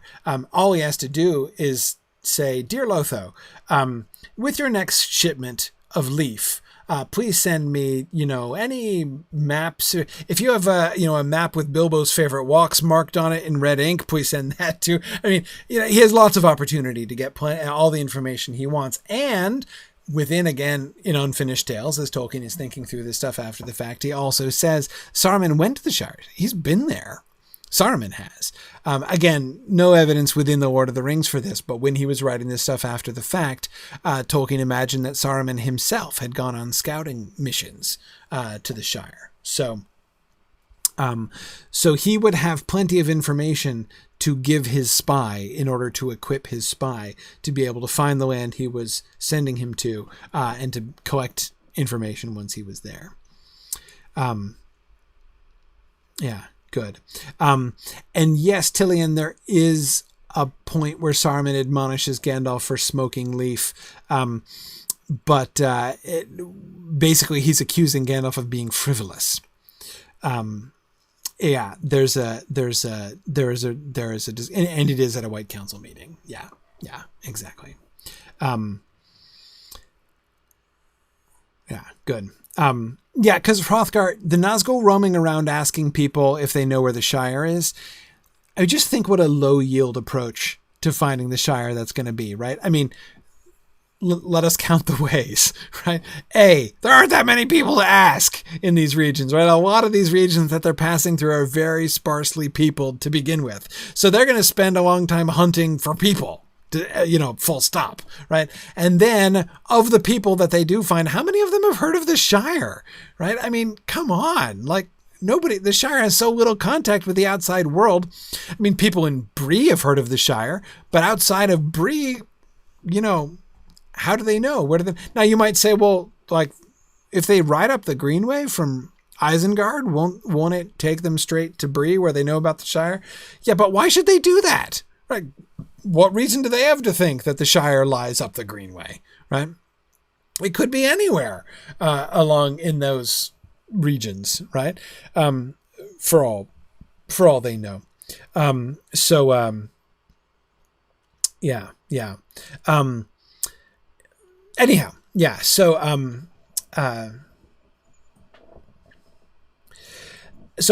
for Thoughtless, the reason why Saruman has been interested in the Shire prior to the events of this particular summer are that Gandalf is interested in the Shire. And he is watching Gandalf, and he knows that Gandalf spends a lot of time in the Shire, and he doesn't understand why. Right. And this is a really cool development that Tolkien does with Saruman's character. I think he fleshes this out really well, right? Because basically Saruman is motivated by envy and by ignorance, right? His own ambition blinds him. He sees Gandalf spending all this time with the hobbits, which in big picture he does, right? From his friendship with Gerontius Took, all the way down through his friendship with Bilbo and his involvement of Bilbo in the whole, Saruman would have heard reports about the quest of Erebor, right? And so here's Gandalf all entangling himself with these hobbits. And if you're Saruman, you've got to be asking, like, what does he have to gain from this, right? Clearly, he must be making capital on them in some way. There's some scheme that Gandalf has that the hobbits of the Shire are instrumental to, right? And I gotta figure out what that is, right? Now, because Saruman wouldn't understand, just like friends, right? And we're told that what drew Gandalf to the Shire was simply his admiration for, he likes the hobbits, right? He likes and admires them, and wants to get to know them better and wants to help them. Remember, he says that he's the only one among the wise who goes in for hobbit lore, right? An obscure branch of knowledge, but full of surprises, right? But again, Saruman, he doesn't think like that, right? Saruman is like, he must know something I don't know. What is it about? And of course, everything that happens would seem to confirm his original theory, right? Because of course, it turns out that Gandalf has in fact been stashing the One Ring there, right? He knew where the ruling ring was and he was hiding it in the Shire. So Saruman's got to be like, see, I knew it all along, right? I knew you had some devious scheme up there, hanging out with them.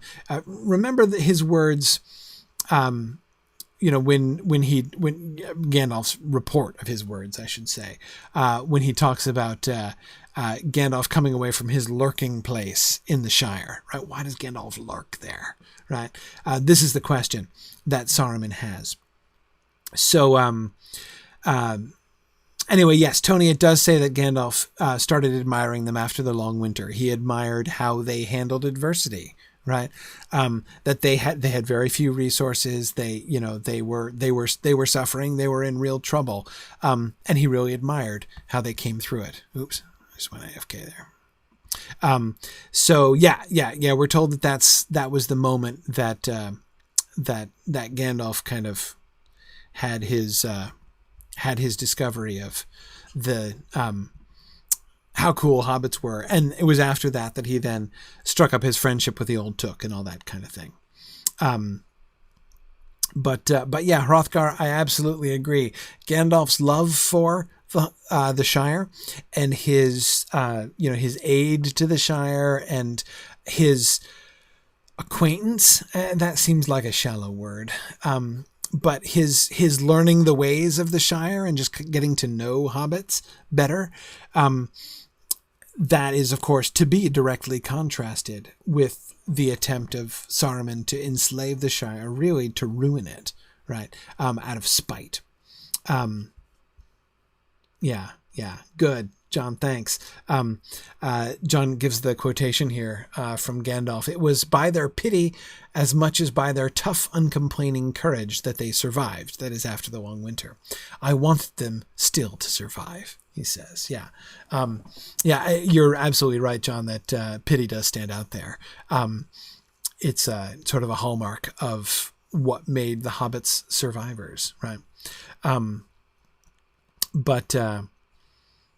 Yeah. Anyway, so yeah, Tony, I like that too. Tony says that he likes to think that the first fireworks show was in the spring after the long winter. Yeah, possibly even during the long winter, right, to help them keep their spirits up. But yeah, that's very cool. Yeah. So anyhow, I always want to be a little bit cautious taking those things that Tolkien worked out later and reading them all directly back into this passage. But at the same time, we kind of can, or at least, Tolkien has kind of given us license to do that in a sense. Because what he's doing is telling us, he's inventing a backstory to these passages later on, right? But that's okay. It still kind of works. Hrothgar, we're totally making the apple throwing. We're almost there. Okay, maybe not. We're so close. We're so close. After their breakfast, the hobbits had to repack and get together further supplies for their longer journey they were now expecting. It was close on 10 o'clock before they at last got off. They had a nice long breakfast. By that time, the whole of Bree was buzzing with excitement. Frodo's vanishing trick, the appearance of the Black Horseman, the robbing of the stables, and not least, the news that Strider the Ranger had joined the mysterious hobbits, made such a tale as would last for many uneventful years. Man, you really kind of try to put this into context, right? Any one of those things. I mean, the night all the horses were stolen out of the Prancing Pony, they would be talking about that for years. I mean, nothing ever has happened like this in my time, says Butterbur, right?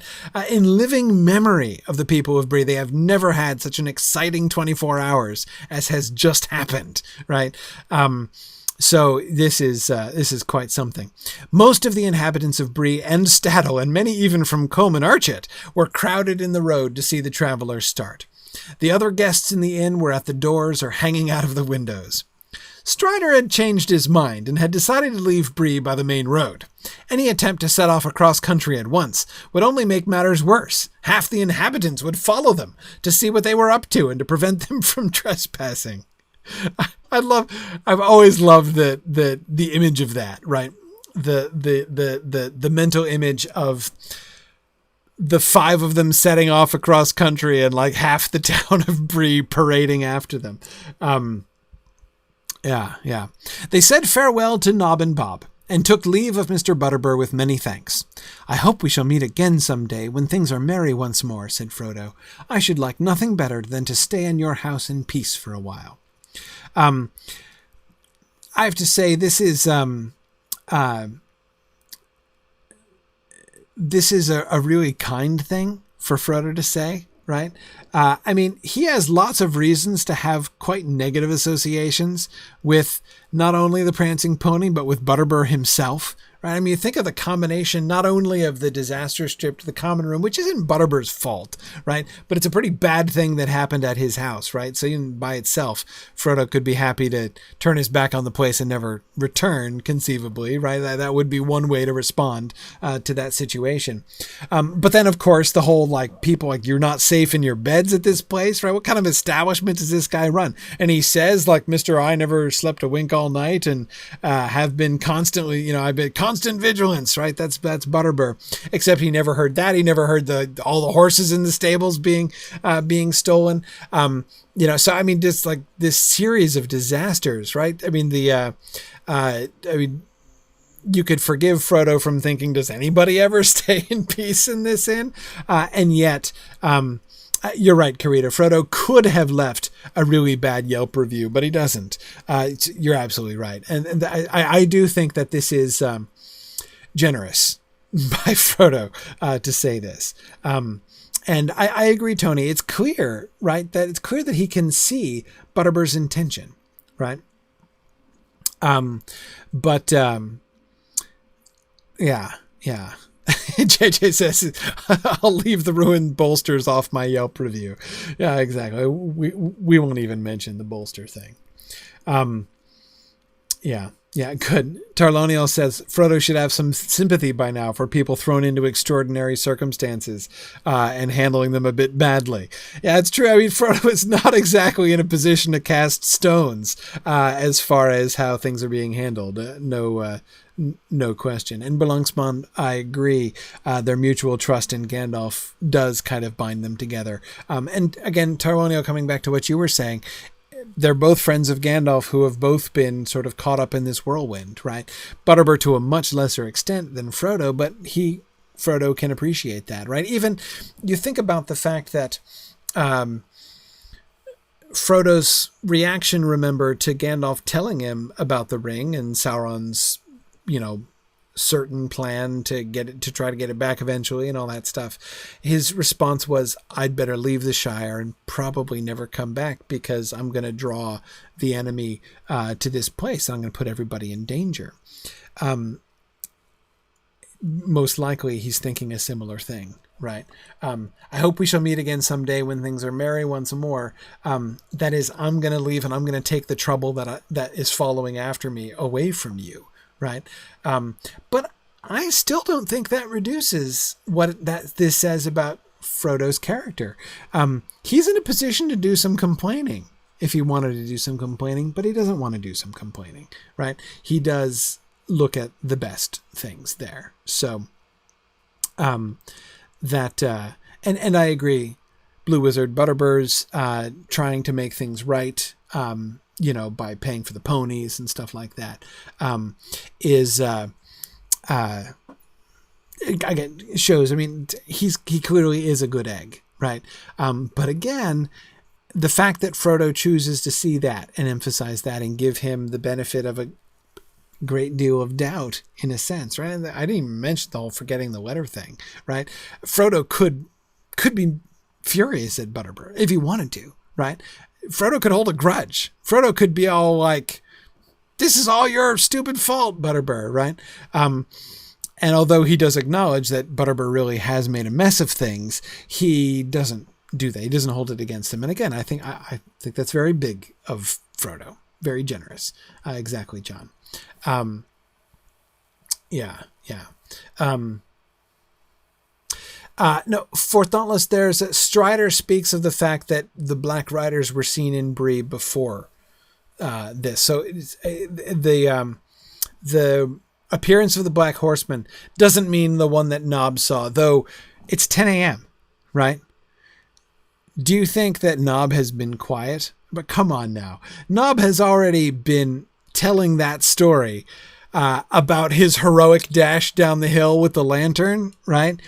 And remember, Nob is present when Strider is telling him about the Black Riders, right? So, no question. And there's no question in my mind. Nob has already retailed this story. I doubt there's anybody who has ears that will stand for 2 minutes and listen that Nob has not told that story to, right?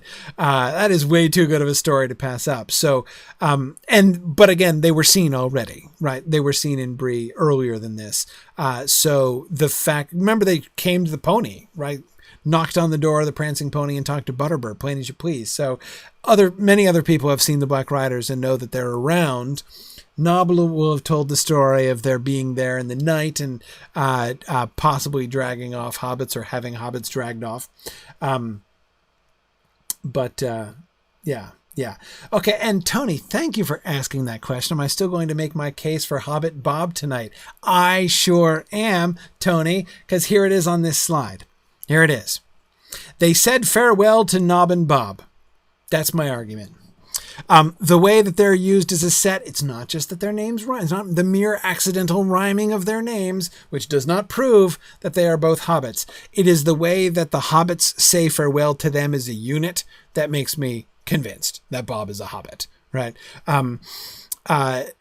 Just notice how they're saying farewell to Nob and Bob and taking leave of Mr. Butterbur, right? Are in kind of different categories. Now that could be explained by class, right? You've got they say farewell to the servants and then they take leave. You're not going to take leave of Nob and Bob in the same way that you're going to take leave of Mr. Butterbur, right? But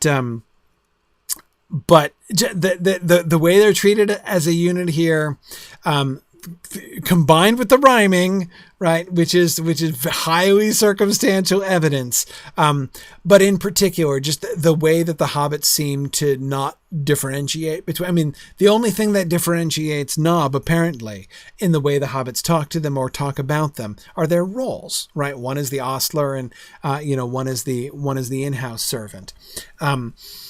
There's no other appearance of distinction, and I can't imagine these hobbits, now at this stage of their adventuring life, not making a distinction between a hobbit and one of the big folk, right? So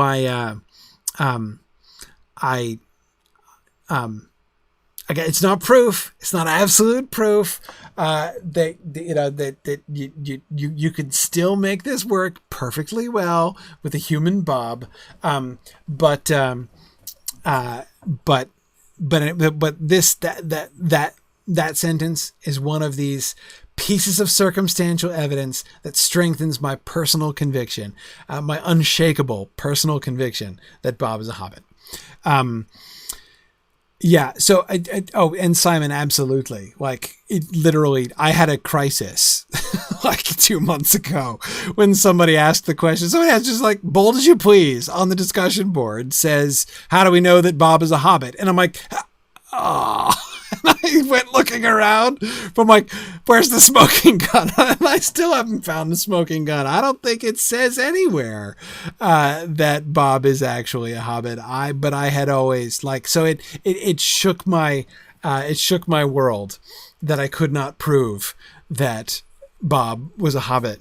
And people were offering all of these insidious arguments suggesting that Bob was probably human.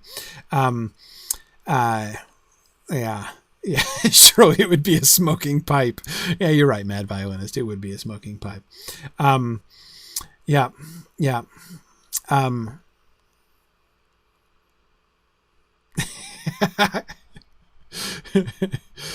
Yeah. Oh, right. Yeah. Belongspong mentioned, yes, in one of the, somebody talked about a toy set in which Bob was a boy, a human boy. Yeah. No, please. He's a hobbit, right? Come on now. He's a hobbit. Yes, he's a hobbit ostler. Deal with it. He can deal with it, right? If he's big enough to be a hobbit ostler, just because you need a step ladder to do the currying doesn't, to brush down the horses doesn't mean that you can't be a hobbit ostler. Yeah. So there we go. Okay. Thank you, Tony, for reminding me, because that's exactly what I wanted to talk about. One last touch here. Notice that the sort of the crowning element of this wonderful story, right, is that Strider the Ranger had joined the mysterious hobbits, right? And it's fun to see that. It's fun to see that sort of his reputation, right? The evidence of what his reputation is in Breland, right? Like that, they're kind of scared of him. But it's big news, right? Strider the Ranger has joined the mysterious hobbits. What is the bigger story? Right, that Strider, this loner who's always wandering around, has joined himself with a party of hobbits, for crying out. So there's a party of hobbits out of the Shire, unusual enough, right? Here under mysterious circumstances, vanishing, doing some tumbling or conjuring or some uncanny thing, right, in the common room. And then Strider the Ranger joins them, right? But it's not only that. These mysterious hobbits who have come from the Shire for what reason we don't know, not just like other hobbits have in the past of coming and then eventually and then going, they're going east from here, right? What's east? There's nothing to the east of Bree, right? So anyway, they're continuing off east like Shire hobbits almost never do. And they took Strider the Ranger with them. I mean, that makes them 3 times as mysterious as they were before. Yeah. John Castle says it's too late to make Bob as a Hobbit shirts for Mythmoot this year.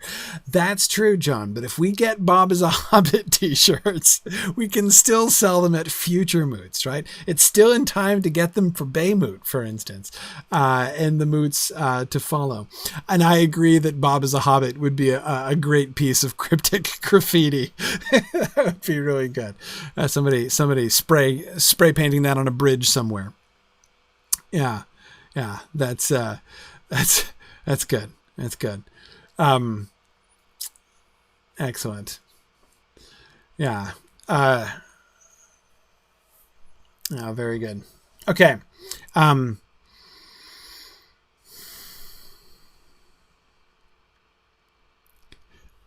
So my next, we're getting very close to the apple throwing, and I'm stubbornly determined to get there. But it's really getting late and we should do the field trip. So I think I'm going to restrain my mule-headed intention of getting to the apple throwing no matter what, because there's no point in depriving all of us of sleep for such a silly insubstantial goal as that. So I think we're going to leave it there. We're going to do our field trip now. So yes, it is 2 weeks hence, Mike, for our next session.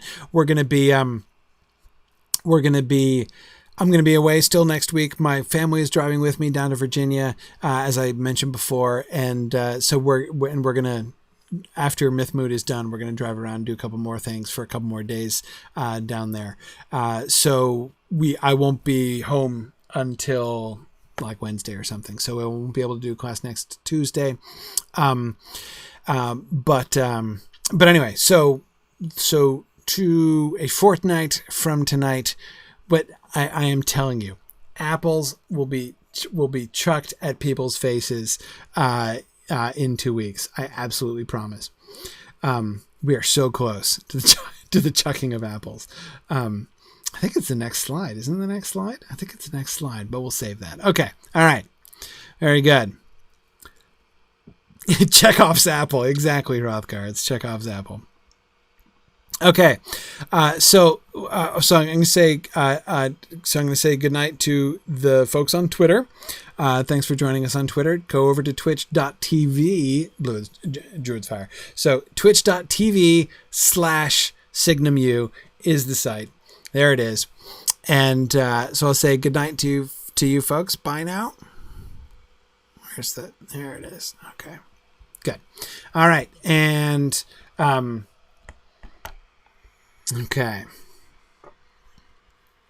All right. And now it's... Hey there, Valoy.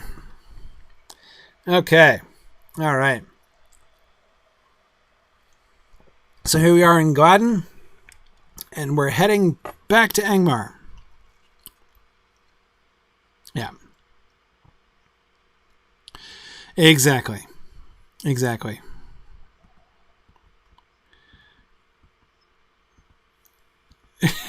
That's right.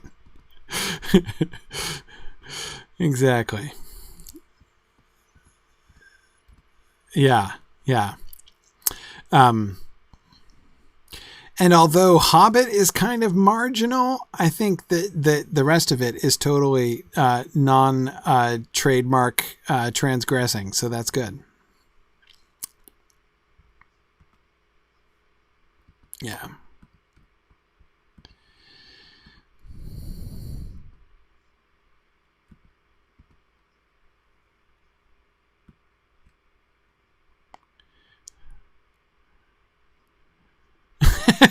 I have not seen that. I have not seen that. That is way better than that terrible Hobbit-themed Denny's menu that happened when the Hobbit films came out. Do you remember that? Yeah.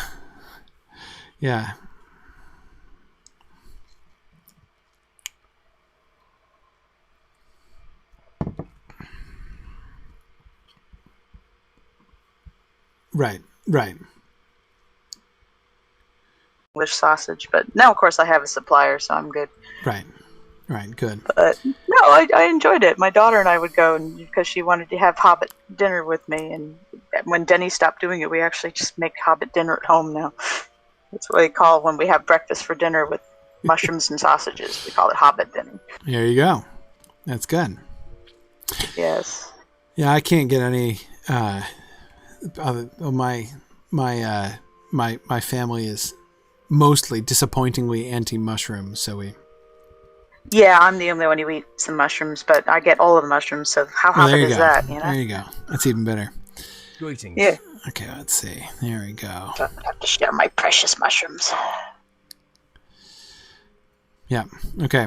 And sorry, I had you, your audio wasn't coming through originally to Twitch there, but I think we got it there. Yep. Okay. All right, good to know. Yeah, sorry, I had my sound set up there for Twitch. Not quite right that they were getting me, so I didn't notice that they that it wasn't set to the right thing. But yeah. So I'm excited for Myth Moot. I'm so happy. Man. Yeah. Yeah, I'm. I still need to. One thing I need to do is kind of plan my time a little bit. This is always a tricky thing at Myth Moot. Oh, yeah.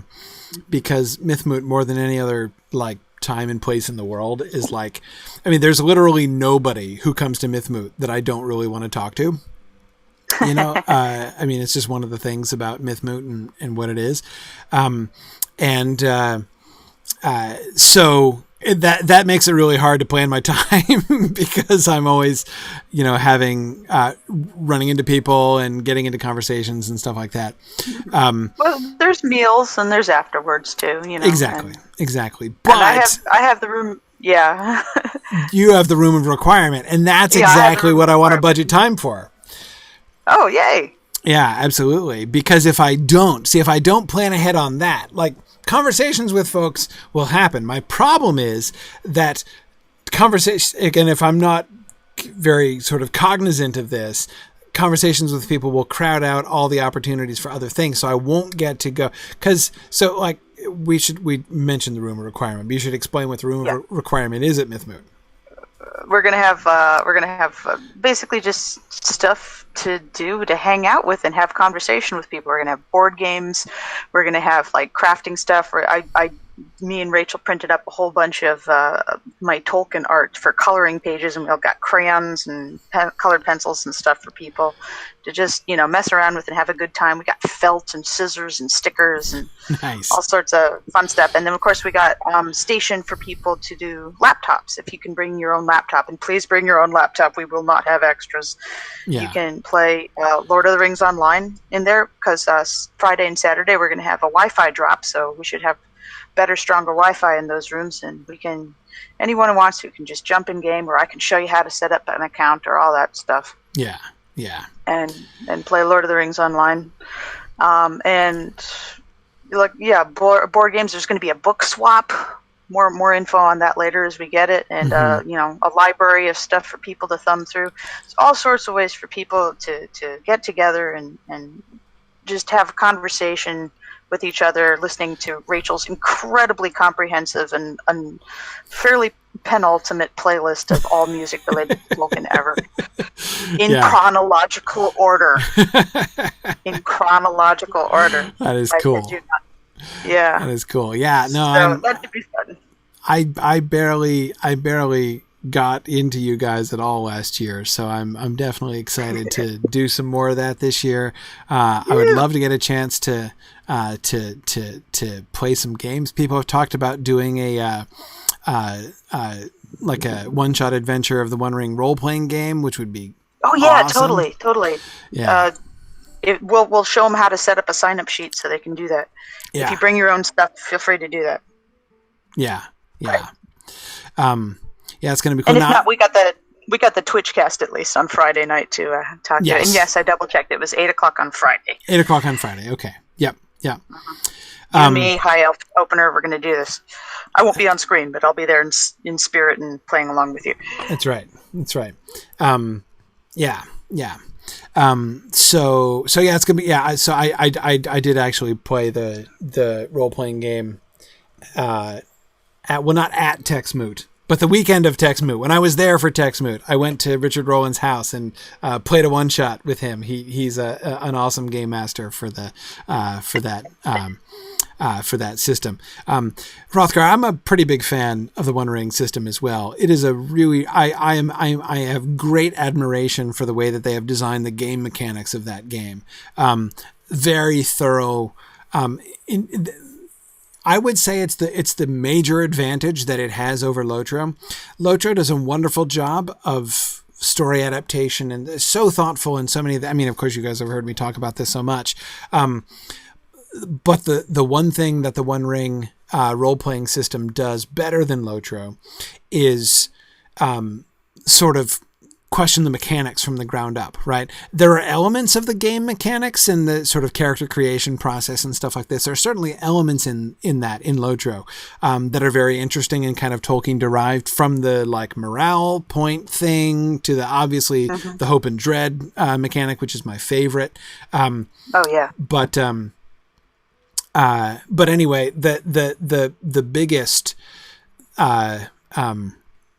but nevertheless, like most of the game play and the game mechanics is pretty like they start with a, on a pretty basic RPG template, with their ability scores and they don't call them hit points, right? But they're still basically hit points, right? And, and the way that everything else works. So, whereas the One Ring system does a much better job of kind of just thinking through all that stuff from scratch and really kind of building up within a Tolkien world, which is really fun.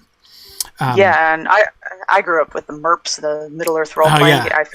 Me and my brother found that old book in the old secondhand bookstore, and we were trying to make heads or tails of this incredibly math related. Oh, that was intense. Yeah. Did you get the one that came in like the red box, the like thin red box that had all the stuff in it? All it was a book, and it was held together with tape.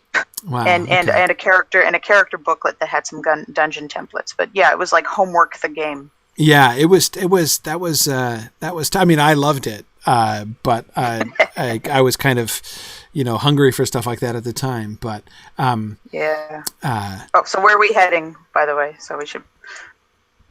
Yeah. Oh, so where are we heading? Here we are in Algair. Yes. So we're gonna let's go back. Let's carry on going. Okay. So let's go.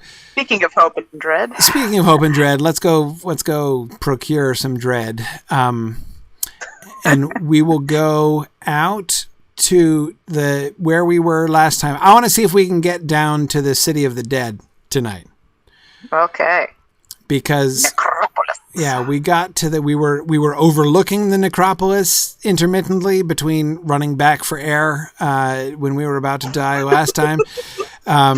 Which it really did feel like, this kind of anaerobic exercise, didn't it? It's scuba diving. Yeah. Just sticking your head in the water tray and then coming up for air. Yeah. And by the way, so the roads, I'm trying to understand the roads, because now we ascertained that this wasn't a paved road. So this road is a road that's made by the hillmen to Fialacro, right? So they're just going up to that place on the hillside. Whereas this is a worn footpath. Yeah, like the old road, if there was any, would have gone down this way, like straight through the valley towards the beachfront property, right? Probably? Yeah. Can we do that? Can we get there down this way, or is there an obstacle? I seem to remember it not being super easy to go this way, but maybe that was just when I was, trying to avoid mobs, perhaps that's why. Yeah. It is particularly warg heavy down here, isn't it? Just a bit. We don't have any lobies with us, do we? We're not kiting wargs, are we? I don't know. We're going to find out in a minute. Okay, yeah. Let me see if I can go rear guard here. No, we got a small but spirited party tonight, so I think we're okay. Excellent. All right, yeah, and I don't see any evidence of a road. This over here, see, this is the path that's now coming down. But again, this is still just... Or is this paving stones? No, this is paving stones now. Yeah. Okay, so this is part of this was one that led up to the creepy castle up there. That's right. Okay. All right. So yeah, but of course it's not really a big surprise that the patch of land that Algair is currently sitting on was not like they didn't have old roads from Angmar headed that way. I mean, that wasn't necessarily a... Yeah. I mean, we determined it was like a drainage ditch. Yeah, it's a pretty crappy piece of land, frankly. That they're sort of squatting on over there, and it's not hard to see why it wasn't a big part of their system there. Hang on, I want to look up at the sky because we're about to cross over that boundary. It also does kind of explain how they're isolated from the different. Yes, remember that it changes around here, and then we lose the force field, and then all the skies look like. All the little ponds look really pretty. Right. Okay. All right, cool. All right. Yeah. Oh, yeah, so for those of you who missed it, huge commendation for the One Ring role-playing system. Absolutely love it. I am, after my introduction to it by Richard Rowland down around Texmoot, I actually got the primary manual and just have read it. Basically, I love role playing rule systems. It's just kind of fun, kind of a hobby. And I really, really like how it's set up. Of course, it also does, awesome work on the, the background and the world building and stuff in the regions that they have done. I mean, there's absolutely fantastic stuff there. But that's not different from Lotro. See, that is something that like they and Lotro both do really well. The thing that really makes the I'm in enemies now. Yeah. Okay. These guys are we coming being after attacked me. now? Yeah, I think so. They're coming after you? Yeah, they're all coming after me. Okay. I'm probably going to die in a minute. I should probably dismount or something. Yeah, probably. Okay. Mr. Level 100 something. Right. I'm only, what am I? 95. 95. Oh, okay. My mistake. All right, hang on. I'll get my links out here, and I'll set my links on obliterate. Okay. All right. Let's see. Okay. There we go. So I think the Necropolis is the big drop, so we have to go around. We have to follow this road. We do, yeah. We need to keep going around. I don't want to just jump down. That wouldn't be good. Besides which, I think we probably wouldn't survive it. Yeah. Okay. Not unless we had a burglar with safe fall. Yes. I'm totally getting spoiled for that now. Okay. That's one of my favorite techniques as a lore master, by the way, is because I love Wizard's Fire because you can use it while running. You don't have to be stopped to use it. Yeah, so I can just do it, and then it's nice like that too. and then my pet will just go chase him down.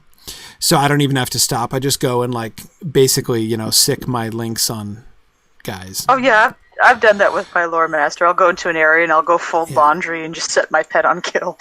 Okay, so what's freaking us out here? Oh, is it that still? I don't know. That guy's got a radius on him. Oh yeah, man. Is there another one over here? I don't know. I think it's just that one. But oof, yeah, no, over here it stopped. Okay, all right. We finally got to the boundary here. I guess it was the two of them there. Yeah.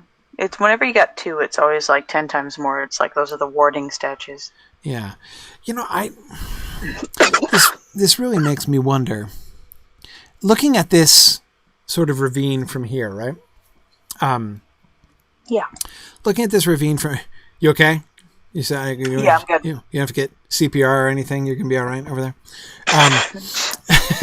So, anyway, okay. I'll live. Sorry. Let me put it on mute. You keep talking. I'll mute. I know. I was afraid you were slowly and desperately choking to death on mute over there. I was alarmed for a second.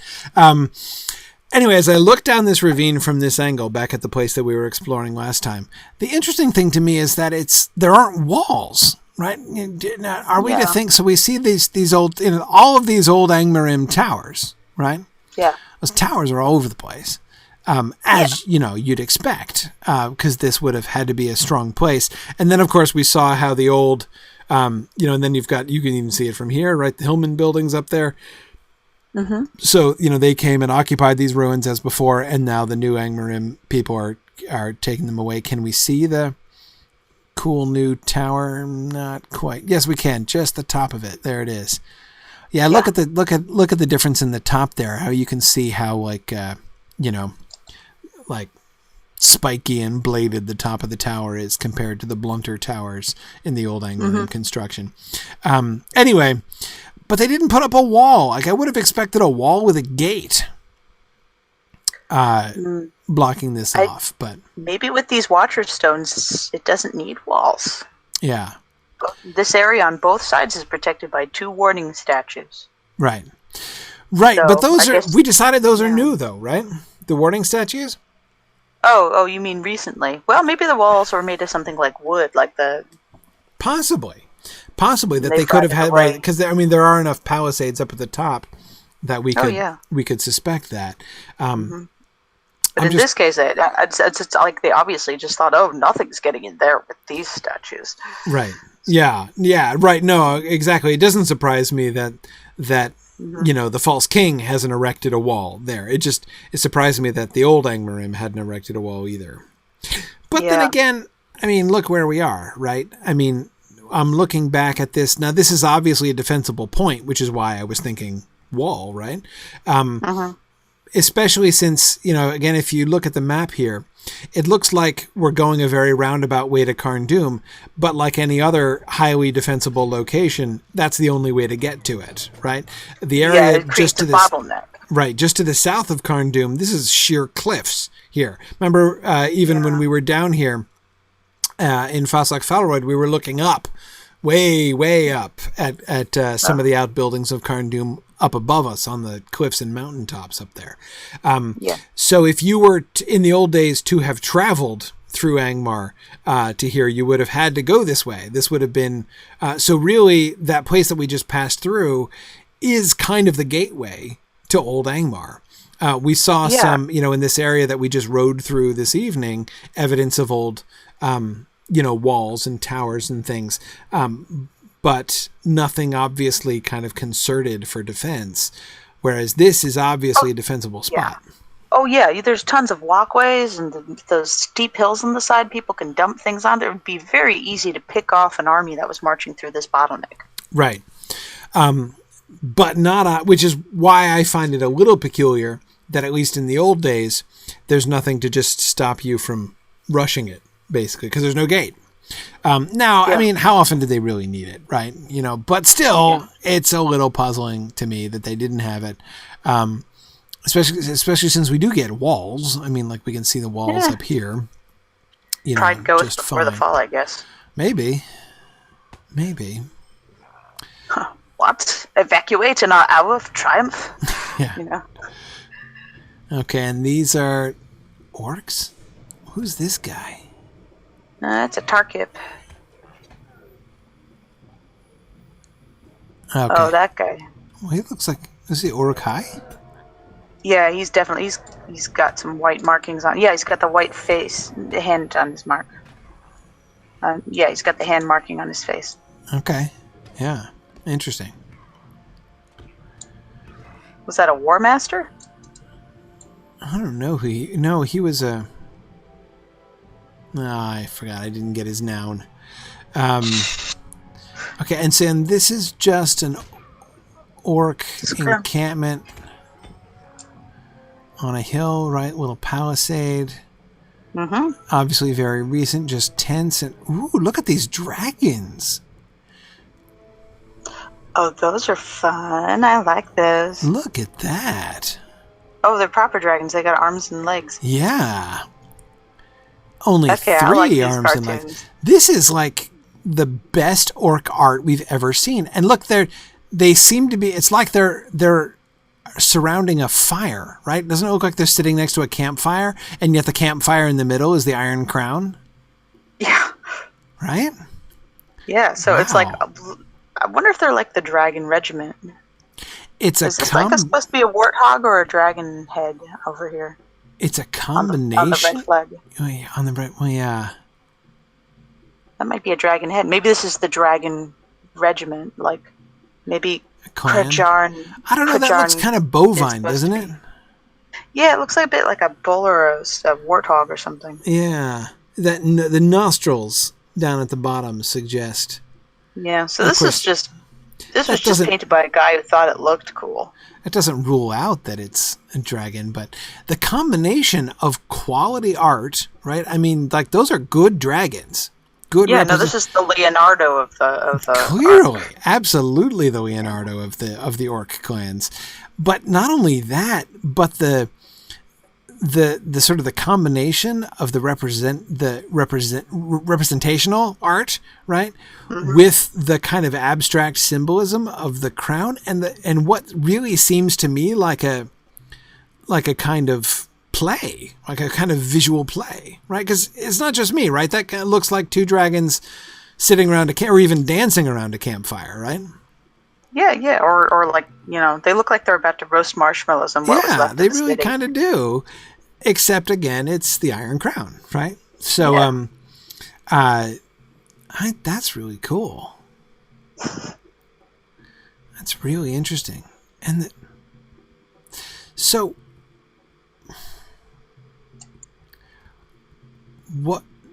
why would Why would they do this?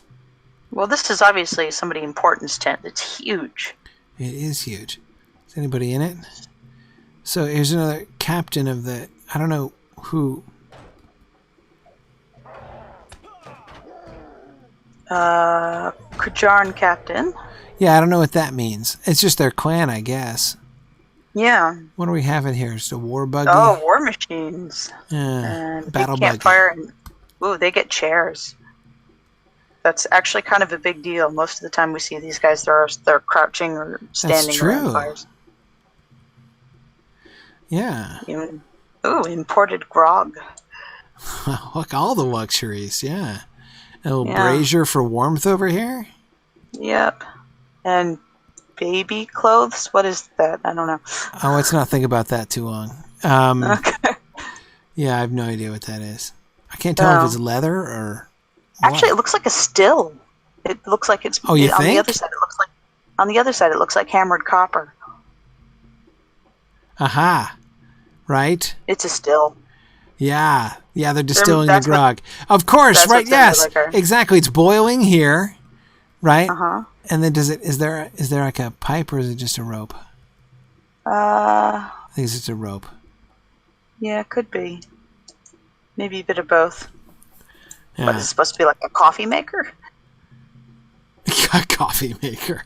Yeah, something like that. They're just holding it warm, that's it. It's drip coffee. Drip coffee. Yeah, exactly. No, it makes perfect sense. Absolutely perfect sense. I agree. Hobbits have coffee. Why wouldn't orcs have coffee? Yeah. That is not necessarily a sensible question, but I hear you. Okay, so whereas notice how these other tents just have the same kind of scrawl that we saw on the other goblin tents, right? Yeah. Like that random business on the roof, which just looks kind of vaguely abstract. Yes. Though there's that one that looks... I figured out what that thing looks like, what it reminds me of. The one that looks like the letter C and the two lines above it. Oh, yes. It reminds me of the Red Wings logo, the hockey team. That's what it reminds me of. So there you go. Yes, quite. Now, I don't mean this to be a commentary on the good people from Detroit. It is Detroit, right? No. Yeah. We're meant to see patterns that make sense to us and abstract things. That's just how it goes. Hey, is this so this stonework on the left, is this a keep? Like a little donjon over here? Hang on. I need to try to go around it, but meanwhile, I'm going to just aggro a whole bunch of things just because I can. Works for me. Come on, Lynx. How long does it take? Okay, so that guy's elite, so it takes you a little while to kill him. Yeah. Meanwhile, somebody's shooting me. Whatever. Sort it out, Lynx. Okay, so... All right, is that thing Foursquare? What are these little things over here? Little fortifications. Does it go all the way around? Okay, so that's where we came from. We went through the camp and went around a funny way. Yeah. But what is that coffer? A sturdy chest over there. Yeah, there's not even a door to this thing. Have you seen an entrance? No, you're right. It's just... How do you get in? What was that? Was it meant to be a keep? Like a... I'm trying to get up on this side to see if there's anything over here. This is, of course, the palisade of the camp that we were just inside. It's like the gateways here are just meant to keep, the shoddy walls from falling apart. They don't actually keep anything in or out. Yeah, that's weird. Sorry, you notice how many open gateways are around here with only just 2 sentries at the thing. They're just, it doesn't matter if we're here. This is just here for the war machines, Right. Huh, yeah. I don't understand. You could literally drive a train through here. And Yeah, they're huge gateways too. Exactly. Yeah. Now, they don't have too much to worry about, but then you'd think, why build the wall in the first place? But So we've got the big gateway with no doors, and then we have this stone gate with no gates, the stone keep with no doors or gates of any kind. The spiky dudes are new too. Yeah. Yeah, the little spires that stick up. Yep. Little spirey things. Yeah, you're right. I didn't notice how ornate those are up at the top. Yeah. You almost wonder if some of the other ones aren't so ornate because stuff got worn away. Right. Maybe. Yeah, because we've seen the bottom parts of those. Like those, like the black metal bracing there. Mm-hmm. But yeah, I don't remember seeing that full spiky business up at the top. How is it that I have a tiny little mostly invisible lynx and he's still parking himself like right in my line of sight? Let's see. We're not quite there yet. No, we still need to carry on a ways, right? But hang on a second. Yes. This is we're going to have a view, right? Oh, we yes, have a view quite. of the necropolis. Let's look down on the necropolis from above over here. Because it's going to look awesome. Besides which, there's another. Ooh, look at that house up on the hill. Boy, I bet the property values up there are really good. I mean, think of the view of the necropolis, right? You'd put that in the real estate ad and everything. Beautiful view of the necropolis. A little far from the local school, though. Right. And shopping mall. Right. Within easy commuting distance of Carndum. Aha. So this is interesting. Even in my neck of the woods, easy commute means 90 minutes. Well, exactly. It probably would be at least 90 minutes from there to Carndum. But yeah. This is the big old tree that we were looking at. So there must be off to the left somewhere we can't see it exactly, but somewhere around to the left is where we were looking down last time. Right? Mm-hmm. Definitely looks like another courtyard. There's that big old tree, yeah. That tomb is ancient. That looks Barrowdown's old. Yeah. And right smack in the middle, we've got that new Angmarim construction, right? That spiky spearhead thing sticking up that we've seen all over the place. And that has all of the marks gold. The one that's glowing gold. That has all the marks of new Angmar. So that's interesting. I don't see from here any obvious evidence of Old Angmar, as those tombs, at least from here, look like they predate Old Angmar even. You wonder if that new little sigil's like some sort of specter attractor. Yeah, maybe. Right. Yeah, the one down there, the new thing. Yeah. Yeah, that's really interesting. So, we have found a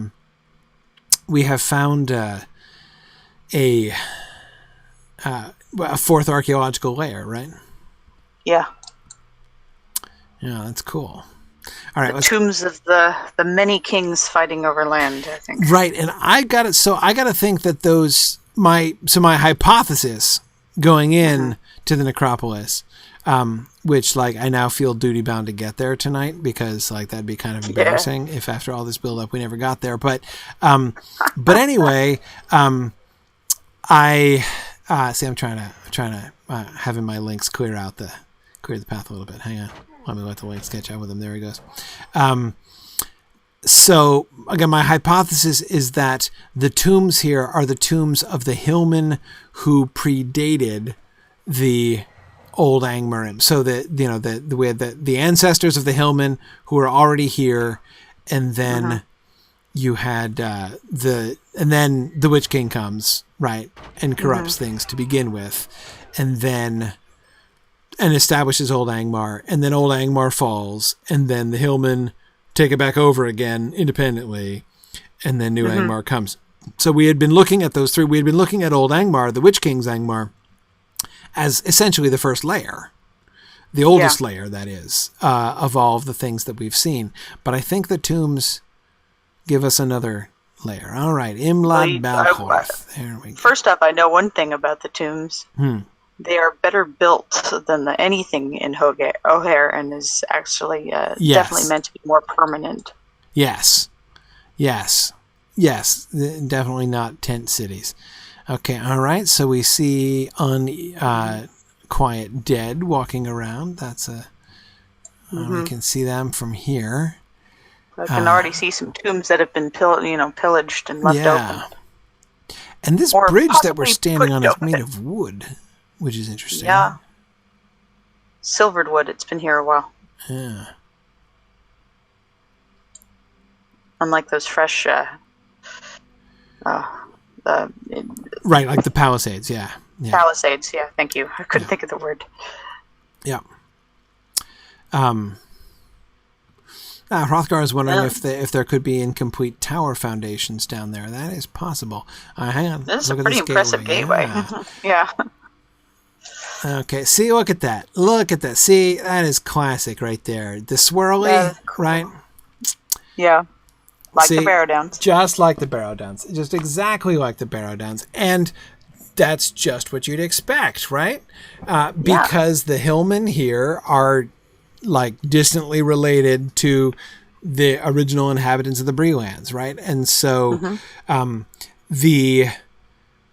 both of these we would expect both of them to show evidence of non-Numenorian human cultures, right? Yes. And that they're connected makes all kinds of sense. Were there wolves like this? I don't remember wolves like this. I think there were dragons and wyverns. Yeah, we got those. Yeah, we got those kind of like, I don't know what. Wyverns and humans. Griffin. The humans things. cowering. Yeah, the cowering human stones. Yeah. I wonder if we'll see any of those. But this is really interesting. Those are new. Those are new. But you know what they look just like? They look just like, I mean, okay, not exactly like, but they look very similar to the sort of wolf totems on orc and goblin gateways and statues. Like I'm thinking back in the North Downs and stuff. Orcs and goblins often had like goblin or wolf heads. They had goblin heads too, but they would have wolf heads in profile like this. Now this is obviously much better work, much more detailed. This is better carving. carving. The accents on that. I love the accents on it as well. Yeah, the nose, eyes, and teeth. Yeah, that match the bands, the reinforcement bands. Right. Which so you would think that would be what, bronze, probably? Wouldn't it turn green by now, though? Maybe you'd think. You think this is probably well attended. Yeah, there can't be somebody out here buffing the individual teeth of the wolf statues, though, on a regular basis. Or some force doing it? I don't know. Yeah. But in that case, it has to be gold, because it's the only thing that would last out here. Huh. Possible. Brass or bronze would have patinaed by now. Yeah, no, you're right. Interesting. Or it's enchanted. It's enchanted. Right. But no, I remember in Tom Bombadil they were talking about it was in the Age of Bronze, Yeah. So. Exactly. Okay. All right. Just checking the backside, making sure. Another view of that little house up there on the hill, right? I'm telling you, that thing would go for a premium right there. Yeah, it's Witch King's summer house. Yeah. Okay, so what were we killing? Oh, look, we've got a crawling arm. It's a classic. Oh, he's going much faster. Yeah, that guy is moving. That's a book in hand. Yeah, sure is. All right, so we got little tomb doors over here. I can see we got some curly cues. Oh, over here, yeah. I just blew right past it. Okay. Wow, look at the... There's little iron details on the top. Yeah, the door looks really nice. And I was just looking at this thing up here. What is that green? Is like a glyph or a rune of some kind in green in the middle of that thing? Yeah, it sure does. Looks like some kind of sword or claw. Like leaf or something. I can't really tell. Now we saw this thing too, the thing that looks like it's at the top of a pole here with the like the letter T shaped thing. That was in the Barrow Downs. That symbol was in the Barrow Downs as well, as I recall. Was the wheel in the Barrow Downs?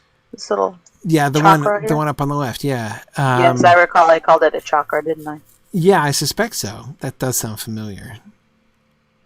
The doors are really nice. And really high maintenance. Oh, I see a pointy Angmar thing over here. Where? Right here on the side. Oh, Embedded in the wall. look at that. The one. Oh, yeah. Weird. The stone's different than the Barrow Down. I like how they paid attention to the difference in stone. Well, and what's up with this wagon wheel? Yeah, it's that weird chakra that's carved into a couple of things. Oh, I see. When you were looking at that, I was looking at this over here. This one. Oh. And yeah, no, that's some sort of fleur de something. Yeah. Fleur de mort. Yeah. These little S's at the bottom here remind me of that mysterious S that started showing up in, high school notebook doodles and backpacks, and Yes. nobody knew where it came from or where it started. Right. Okay, so this is passing strange. I don't understand this at all. So Maybe the sigil was put on to attract a white to inhabit the remains? Yeah, the wheel thing is on stone, which is different from the rest of the stone. Right? It looks a bit like the lintel stone. Which stone? Oh, up there? Yeah, and the arches. See how the stone making up the arches is darker? Right. Well, this looks darker yet, though. Those look almost black. Sure. Anyway, the point is they look out of place. They don't look new in the sense that they're worn and broken, but they look like not original or added later from the original building, though possibly a long time ago. But then, as you say, behind them, so I would guess that they might have been added later on, but then behind them is what looks like the newest thing of all, right? And I agree with you that looks very much like the shape and the kind of metal that we associate with New Angmar. Yeah. So this place has been embellished and tended and retended over the years, you think? I guess. But that would be really interesting to think it was just henge gateway, and then they added the arch later when they figured out cantilever arches and stuff like that. Right. Yeah, so there's just a flat lintel across the top, and they're like, no, we can do arches now. Yeah, no, you can see it, because that's all one stone, and then the arch on top is a different stone. Yeah, you're right. There does look like a totally superfluous arch when you just have a lintel up at the top already. Yeah. Yeah. No, and then the doors look... Yeah. Like, you can't imagine anyone, like the people who carved the swirly curlicues on rough cut stone made that door. Yeah. I mean, look at the little florets and things at the joints. I mean, that's, it's like they hired a decorator or something. Yeah. Pimp my tomb. Pimp my tomb. Exactly. Yeah. Oh, cool. All right. Let's see what the other ones are like. I was going to say, and that's just the first tomb. Let's see if we can see similar kinds of things here. And it's starting to get late. We have at least begun to look down here in the necropolis. Yep. Okay. Same door. We get some more of both of those. We get both the separate, detached, standing chakra rocks and the metal symbol set against the wall. Yeah. The metal spiky symbol. Yeah. Another one over here. Yeah. All right. So I wonder if, the chakras and the metal things, they were all different spells put on at different times. Looks like it. Because they look different, not only does the stone look different consistently everywhere we see that. We don't see any of that set into the old gray rock, the paler gray rock. But it's also like the rest of the designs all seem to go in for curves, right? And, the curlicues and the straight lines intersecting in the middle of the circle are just a very different style than the loops and curlicues and spirals that we get in the other carvings. Just has a different feel. And then the doors are just like completely. Yeah, you can tell those are different doors than probably would have been there. Yeah, we'll get this in all of them. Okay. Yep, metal dealy. Okay. And here's a runner who was belying his name there for. I always like it when you come across the runners walking along. Iron Crown Messenger. I'm on break. Okay. Who's just not in a hurry. Okay, there he goes. Okay, so down this way we have more. Ooh, look at the tombs up on the. Oh, we have to go up there. So many things to explore. Okay, so we've got bar guests, we've got decaying hands, we've got iron-bound... Oh, don't step in the water. Right. That looks deeply unpleasant. Iron-bound slave. Well, that's interesting. Iron-bound slave. So he is not literally iron-bound, like bound with iron chains, but bound to the Iron Crown, right? So yes. He is one of the dead who's been enslaved by the Iron Crown, which is what we already saw evidence of, right? We could have concluded that just from the tombs alone, or at least we could have hypothesized that from the tombs alone. As you said, that like those new Angmar sigils are set up against the, or symbols or whatever they are set up against the wall. To what? To raise, to control, to do something? It's interesting because this is some sort of Horned King zombie army. Well, yeah, and this...